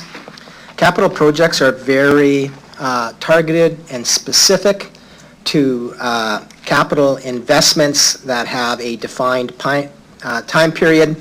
So I'll just use Scarth Street Renewal Project as an example. It will have its own separate line item in the capital program, very specific to Scarth Street Renewal, and there's a beginning and an end date. Whereas capital programs are ongoing programs where the budget annually puts money into that program, and then capital projects, primarily administration selecting them oftentimes through policy set by council to undertake annual capital renewal. And so on the road side, a good example of that's the residential road renewal program, where $12 million a year every year is put into that program, and then administration allocates those funds out to specific road renewal projects and brings a list forward to council, and it's based on a set of criteria that has been developed by administration. But these capital programs can also be very small as well. For example, we have the parking meter replacement program, which is just capital funding to replace parking meters as they age or break, and $15,000 a year goes into that as an example. So, capital carry forward funds, what are those? So those are funds that have been approved in the capital program or the capital budget by council in previous years, and at the end of a particular reporting period, in this case December 31st, 2023, those funds have not yet been spent. And there's various reasons why those funds are not spent and are considered capital carry forward funds related to capital carry forward projects. And usually the key reasons are, in some cases, they're multi-year projects. So funding is allocated over 2, 3, 4 years as the project will span that time period. Or secondly, there's been project delays that have occurred for various reasons and why the project hasn't advanced within the anticipated timelines. As shown in the report before you, as of December 31st, with respect to general fund capital carry forward projects, there's $179.7 million in capital carry forward related to those projects. And with respect to utility capital fund projects, there's a total of just under $205 million in capital carry forward funds. I would note that on this list, there's approximately 11 million of capital carried forward that has been identified to date to be returned to source. And what that means is capital projects are funded from various sources. It can be from taxes, we call that current contributions. It can be from reserves. It can be from service agreement fees collected from developers.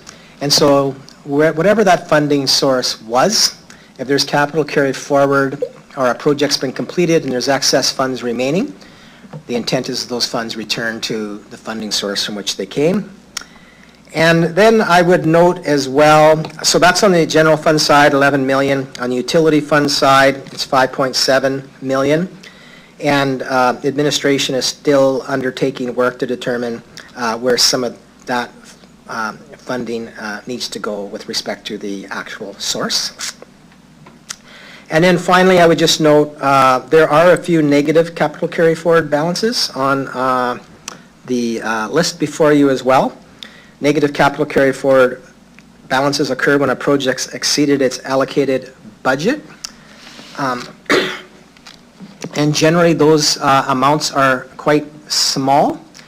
However, there are two large ones, one related to the Regina Exhibition Association Limited, related to some capital expenditures a number of years ago with respect to food and beverage, a 5.4 million negative number, and then the Pacer Baseball Park relocation project that has a negative capital carried of 2.4 million. So with respect to both of the items or capital carry forward amounts that we believe can be returned to source, as well as these negative balances, as I mentioned, administration is currently analyzing these projects and will provide an update to the Audit and Finance Committee at its next meeting with respect to the closeout of the completed projects where funds have been returned to source, as well as advising council on basically proposed actions that we'll be recommending with respect to dealing with the negative capital carry forward balances. Be happy to answer any questions. Thank you, Mr. Lacey. I see Mr. Humphreys is up with a question for you. To you, Jason. So as you mentioned, there's 179.7 million in the city capital carry forward and 204.9 million in the utility. Now, is that money invested in short-term investments until it's used, or where does it sit? Yeah, thank you. Excellent question. So that those funds would be sitting in either the city's cash balance or in our investment portfolio, correct? Second question, there are multiple programs with capital carry forward, and I'll just use one as an example. Facility Asset Management carried 7.74 million forward to 2023. Then they increased their budget by 11.7 million in 2023 for a total of 19.5 million. Then they carried forward 8.2 million in 2024, so they only really spent $1 million. Why would they increase the capital budget by $11.7 million?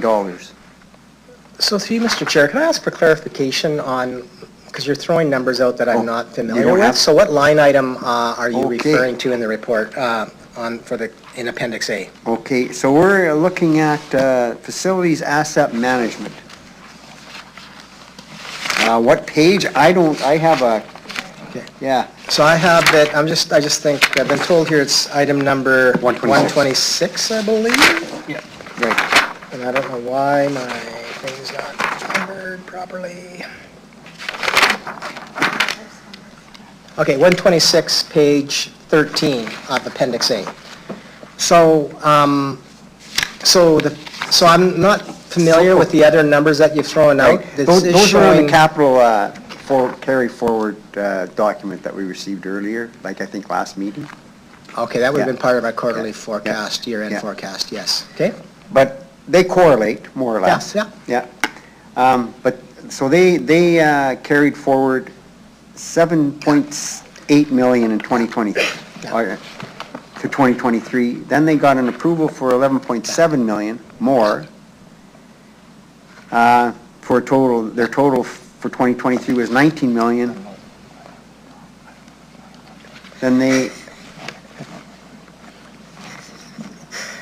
Big help you. then they carried forward 8.2 million to 2024.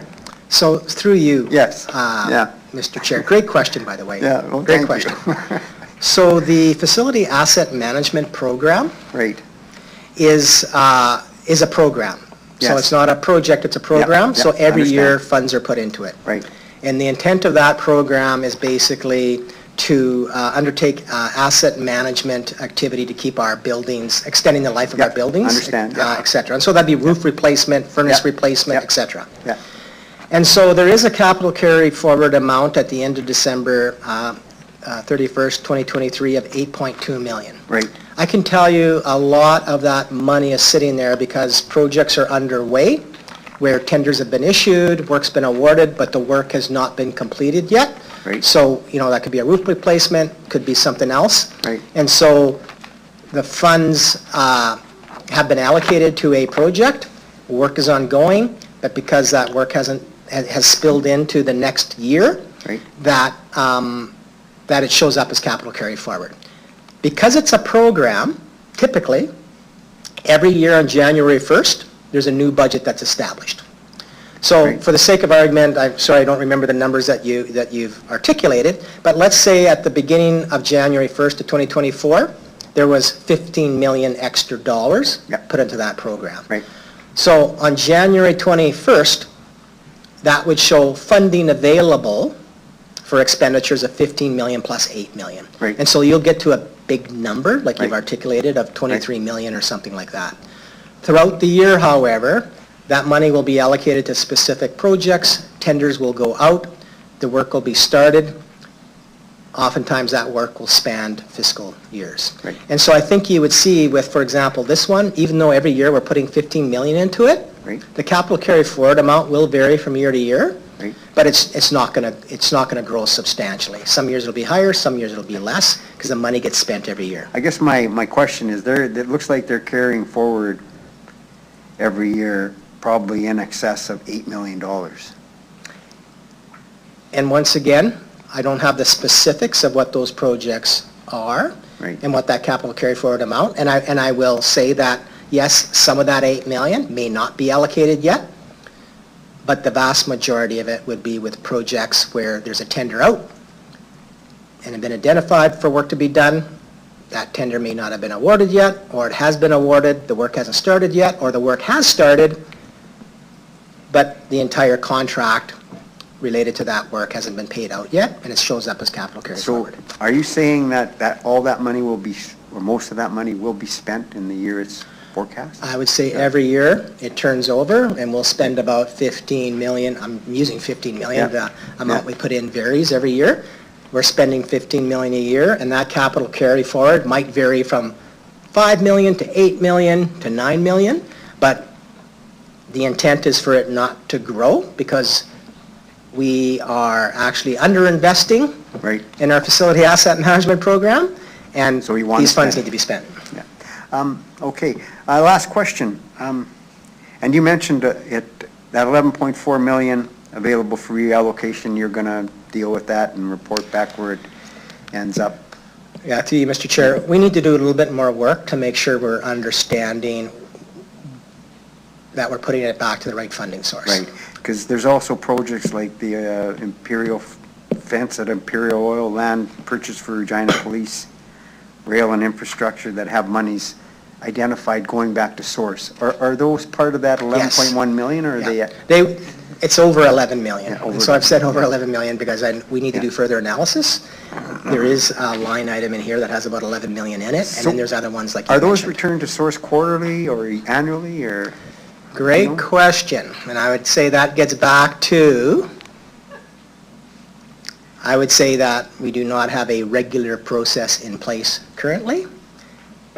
As part of our capital governance work, that's another policy piece we hope to talk to you guys about in the fall, that we will be putting in more formal and standardized processes Right. to make sure we're dealing in it on a more regular basis than we currently do. And is it the executive committee who doesn't allow carry forward to increase? Who monitors, like, facilities management? So I would say that's administration. I think this is part of why this committee has asked for this list. I think this is the first time committee or council will have seen a list like this. Right. I do think it is another step to us improving our reporting and transparency. I would see that as we further refine and develop our capital reporting, that this will become a regular occurrence. Great, thank you very much. That's it. Thank you, Mr. Humphries. Please go ahead, Mayor Masters. Thanks. Yeah, I think you've answered the source question, and so in terms of going back to source, if there's an allocation on an underfunded project, you may come back and say, listen, this goes back into general fund, but we think you should put it there Turn and around then and pull bring it it back to, up. you would make that recommendation? Yeah. Okay, awesome. This is great. So set aside the program for a second. Have you separated program and projects out, or you just kind of put it all together? Yeah, I'll be honest with you, this was a significant amount of work done by our financial services team. Thank We you. looked at pulling them out, and that's going to require more time and work on Yeah. our part. So it is something that we want to do long-term, Yeah. but we wanted to get the information in front of you the way and it is. You know what, super appreciate it. There's just a piece of it, and I'm only going to compare it to something like when we look at, which is a really simple list at the police commission, but they'll talk about the total cost of the project and what's being carried forward, right? Like there's a total cost of the project and then that carry forward piece. So kind of Great, reports. once again, great question, through you, Mr. Chair. That is in our plans with respect to future reporting. So I would hope that in future capital reporting, and I don't know where we'll get, to be honest with you, by September, but that's something we're looking Yeah, at for yeah. September, Okay. is I think it's important for us, we've talked about, and the committee's talked about wanting us to do that as well, is to bring forward an annual capital report. My vision of what that annual capital report would be, what's the carry forward amount? What was added in this year's budget? Where are we at? What are we forecasting? Right. And then that gets you to an ending capital carry Right. forward balance with a status discussion. Right. And so I am anticipating more robust reporting. I'd be curious in committee's feedback in here. This is a exhaustive list. I think there's 300-plus projects in here. I think probably another thing we might look at doing is putting a threshold amount into and reporting over Yeah. only capital projects or programs over a certain threshold. Yeah, I want to do that before it gets to anywhere else. Yeah, I don't disagree. I think if you've got the list, the only thing I'm going to tell you is that sometimes there's things in here, okay, I'll back up 1 second. Sometimes I think, just in terms of hearing comments before, is we go in and we're approving those high-level, okay, citizen services needs this, and HR needs this, and so you're approving kind of by area. And you guys do a good job of pulling out, hey, here's the significant projects.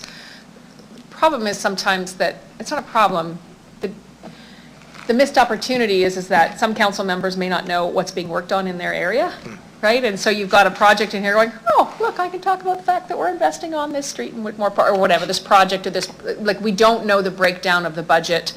And I don't want to get in the weeds so much as it's just good communication in terms of, here's where we're going to invest this year, here's the improvements we're going to make, and some of them are small. And I'm just going to plant and leave that with you, because as it relates to capital carry forward, I'm super good with setting a threshold. I'm good, pick $1 million, I don't care, pick a number.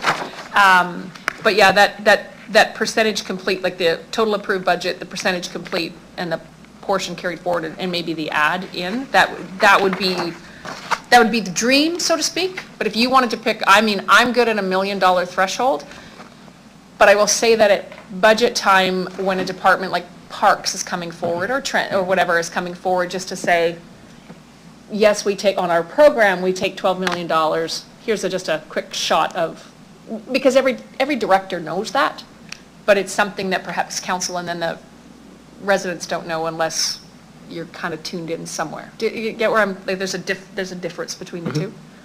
And I think a lot of that challenge probably is primarily more around the capital programs. Yeah. Where the work has been Yeah. allocated by administration based on priority, Yeah, right?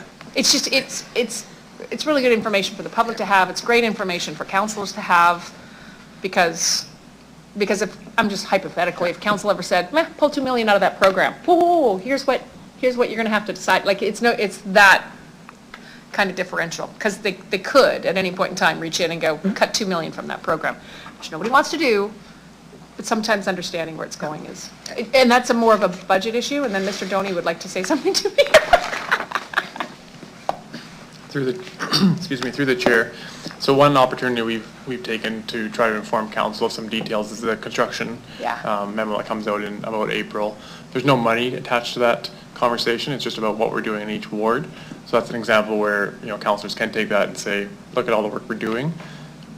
We could consider putting some dollars to that to connect the budget to the actuals.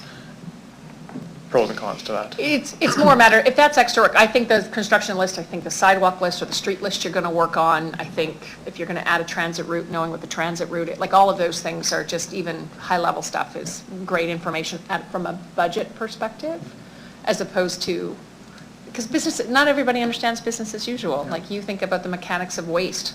People go, hey, you came and got my garbage, but there's a whole bunch that goes into that, and it's just more about, a little bit about the transparency or the communication piece. As it relates to this, I don't know, is $1 million fair? Yeah. Is $1 million fair for a threshold? Well, I like $1 million because it's, because this, so I would say million's a fair piece. I think we'll take this away, Mayor Masters. I understand the comments being provided and how additional value could be provided by showing that. And so we'll go away and think about how we're doing that. And I'll be honest, for me, it's about, some of this might be a multi-year process for us to get to. I expected that. Because I just talked about a lot of budget change already. But I think we can look at how we can do a better job, particularly with respect to our capital programs, on what that money is actually going towards. Yeah, so So, and I think those are two different things. I think one's more of a budgetary kind of communication piece. On the capital carry forward piece, threshold of $1 million, I'm super good with.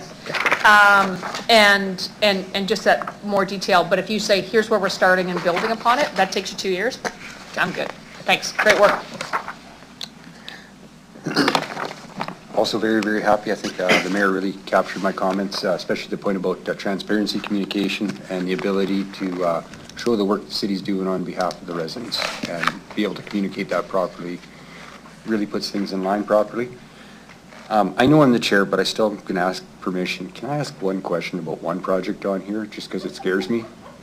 After all the talk about real and debt and everything else that's gone on, I see there's that nice little red highlighter for $4.8 million for food and beverage on real. 4.1. 4.1, yeah. I just remember that it was loan facilitated, that money was kind of looked after already, and I'm seeing on the carry forward here on our ledger still, and I'm just wondering how that translates and what that means. Yeah. If there's time to answer it, this is kind of off topic, can you do it quickly? I'll just do it very quickly. So it's an amount that has been kind of on the books for quite some time. And I think that as part of us looking at how we address that. So basically, we need to look at how we're going to address it. The initial commitment going back, I don't know, 7 or 8 years, the thinking was, is that Real committed to pay for it? I don't, from the discussions we've been having, I don't think that's realistic nor consistent with where the recommendations are going. So we're going to look at how potentially we can look at addressing it within the city. You know, I've given it some thought, but I haven't landed kind of on what we might recommend. One way might be, once again, looking at those return to source funds, and depending what those funds are, you might be able to net that against that. Another one is to include this as part of the broader stadium reserve, which is to balance itself out over 30 years. We know it has its own challenges there, but you move it to a 31-year model then, right? And so I think there's some options for us to address it. We just need to analyze it more, and our commitment is to bring back a recommendation. I was just hoping it didn't go to a whole new real report with an extra 4.1 million debt and another big news story. That was all. Yeah. Thank you. That was everything. Thank you for answering the question too, by the way. Okay, I believe Mayor Masters moved that, and I see no more questions, so I'll call for a vote. Any opposed? I see no opposition, and that means next up we're off to, where I lost my page. Sorry for putting you on the spot, but good job. Yeah, AFC 2421, the 2023 Annual Investment Report. If I could ask Mr. Berry-Lace to introduce this report yet again. Please go ahead. Yes, thank you very much. Sorry, just give me a second here. So the We are required through our annual investment policy, which is within the Regina Administration bylaw, to return to council before June 30th each year with the annual report on our investment activity. So the report before you basically indicates, so I'll mention first, this is the first full year. The majority of our investment portfolio was under the management of an external investment manager. And what we saw as returns, as was mentioned earlier in our year-end financial statements, is that, well, it wasn't year-end, I'm in a new year. Sorry, I'm getting tired. It is We getting did late. talk about it as part of the 23 annual statements, is that we realized investment income of 14.5 million from our externally managed investments, and we recognized another further 6.5 million on internally managed investments for total realized investment income of $21 million. And in addition to that, we had unrealized gains, investment gains of a further 13.7 million for total realized and unrealized gains of 34.7 million. This is in part, is an significant improvement over previous years, in part driven by A, higher interest rates, and B, I think the results of us moving to an investment strategy with an external investment manager that can invest in a broader array of investment vehicles. The report before you sets out actual returns versus target returns. In our investment policy, we have target returns of CPI plus a certain percentage depending on the investment account. At last year's Audit and Finance Committee meeting, the committee members suggested that we also look at how our investment manager is doing against the market in general. So that is something that we have been looking at. Part of the challenge is there is you want to have as close to an apples to apples comparison as possible, because we do restrict what they can invest in and not invest in. So we've been doing work on that.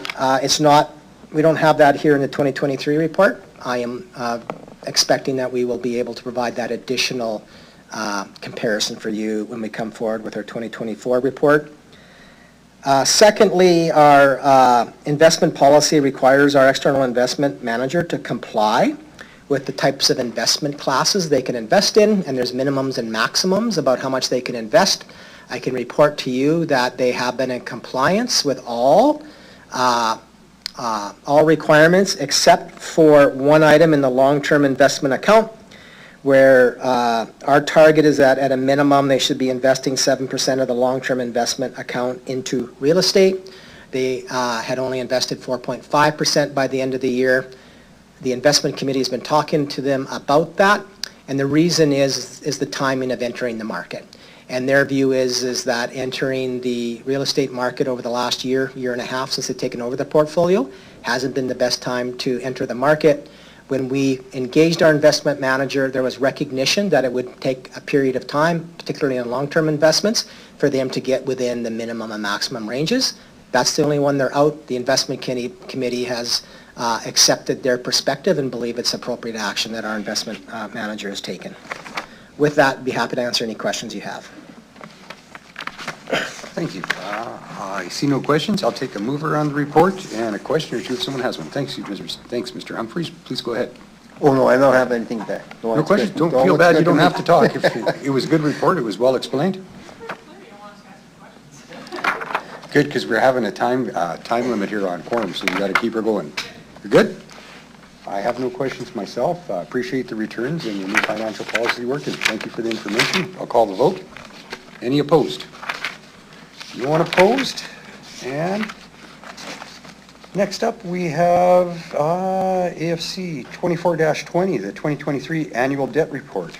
Once again, I'll ask Mr. Lacey to introduce the report, and we'll keep on moving through. Yeah. Please go ahead, Mr. Lacey. Thank you, Mr. Chair. I'll keep my comments very short here. So once again, this is an annual report that we're required to bring forward to council on an annual basis. This report happens to relate to our 2023 annual debt report. It basically shows our current outstanding debt as of December 31st, projections only on debt approved by council, and as well compares our debt to debt ratios that have been set out in our debt management policy. I will just report that for 2023, we were within our debt management ratios. I would just flag that as we've had an increase in our debt limit, as we're looking on taking on additional debt, the annual debt management policy is up for review and will be reviewed. And one of the things in particular we'll be looking at is our ratios and whether those ratios continue to make sense, given where potentially we need to make future investments in our infrastructure using debt as a vehicle to do that. And we'll bring the results of that review back to Audit and Finance Committee at a future meeting. With that, we're happy to answer any questions you have. Thank you. I'll take a mover for the report. Thank you, Mr. Humphries, and I see you have a question. I just have a couple. I just noticed in the report that Real's debt, what's the nature of Real's debt, and why did it go up 3.4 million in 2023? And why does Real's debt never decrease? So, so through you, Mr. Chair, I'd say that there's a multi-layered question there. So this has a historical look to it, okay? And so Real's debt is made up of a number of things. Some of their debt relates to food and beverage and capital types of funding to fund capital projects. Some of it also, and I would say now a majority of it now relates to providing what I would call cash flow funding to Real through the COVID years. And so a lot of this relates to substantial impact on their operations because of COVID, and to basically keep the doors open. They had cash flow challenges, and so a lot of debt was acquired to deal with that. Second part of the question is when do you see it go down? So as part of the 2024 budget, I think there's a recognition that, you know, it would be challenging for Real to repay that within their existing operations. So as part of the 2024 budget, City Council did approve grant funding equal to the expected principal and interest payments for 2024. Secondly, there is a MNP report that went to Executive Committee yesterday, will be discussed by Council next week, that basically deals more broadly with Real. And part of those recommendations in there were, one, that the city needs to continue to fund the principal and interest payments, and number two, that, well, essentially that the debt we should work to get the debt down, as you've suggested. Those recommendations will be considered by council next week. Okay. Just one other question. Would I be correct to assume that increasing the debt for capital projects over and above the WNE, the IAF, and the GHF would put the city in an undesirable debt position? So, that's through you, Mr. Chair. You know, so I'll make a couple of comments. One, it certainly would put us over our current debt ratios that I referred to earlier, and that's in part why we want to look at our debt ratios. Right. Secondly, though, I would note, and that's one of the reasons we want to look at our debt ratios, is I do look at other cities like Calgary, Edmonton, and Winnipeg, who actually have debt levels higher than our debt ratios. And so I do think it is a question about what are you investing in, and are you investing in city building? And I hate to use the word good debt, but is that good debt? If you're going to take on additional debt, is that good debt for a good purpose? And so I do think that those will be future discussions that council and perhaps this committee will need to be part of as we move forward. When you talk about being in a good financial position, debt is one measure, but there are also a lot of other measures that are looked at. For example, your investment in cash position. We talked about your net debt or net financial position when we talked about the financial statements. And so rating agencies like Standard & Poor's when they come in. They just don't look at just your debt, they look at a whole bunch of other factors as well. And so I think as we look at potentially taking on additional debt, those are some of the things that I think council will have to consider. Okay. Thank you. Please go ahead, Mayor Masters. Thanks. I think,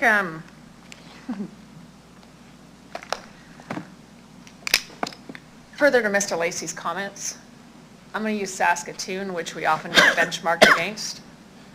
An average home in the city of Saskatoon versus the average home in the city of Regina, Saskatoon pays $1,000 more per year in property taxes. So they probably don't need as much debt.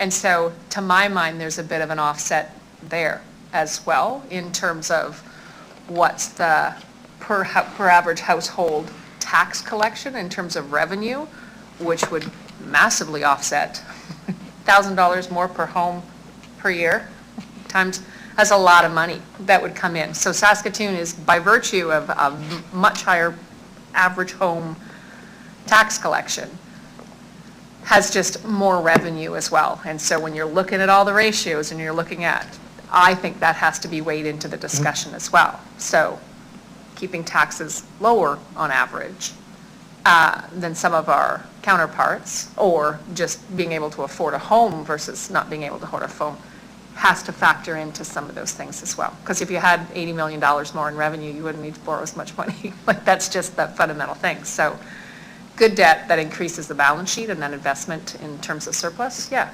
sometimes it's the only way to get a house built, right? Yeah. Anyways, I'll just offer that up. Thanks. Appreciate the input. I have no questions myself. Oh, please go ahead, Mr. Lacey. No, I had a comment. Oh, with that, I see no further comments. I'll call for anyone opposed with the vote. I see no opposition, and I think that might be our last ticket item, isn't it? Okay, can anyone move for a dismissal here? Let's go. Thank you, Mr. Humphries. Meeting is over. Have a good night. Thank you for all your work. Appreciate the reports and the cooperation tonight. Thanks, everybody. It was very good.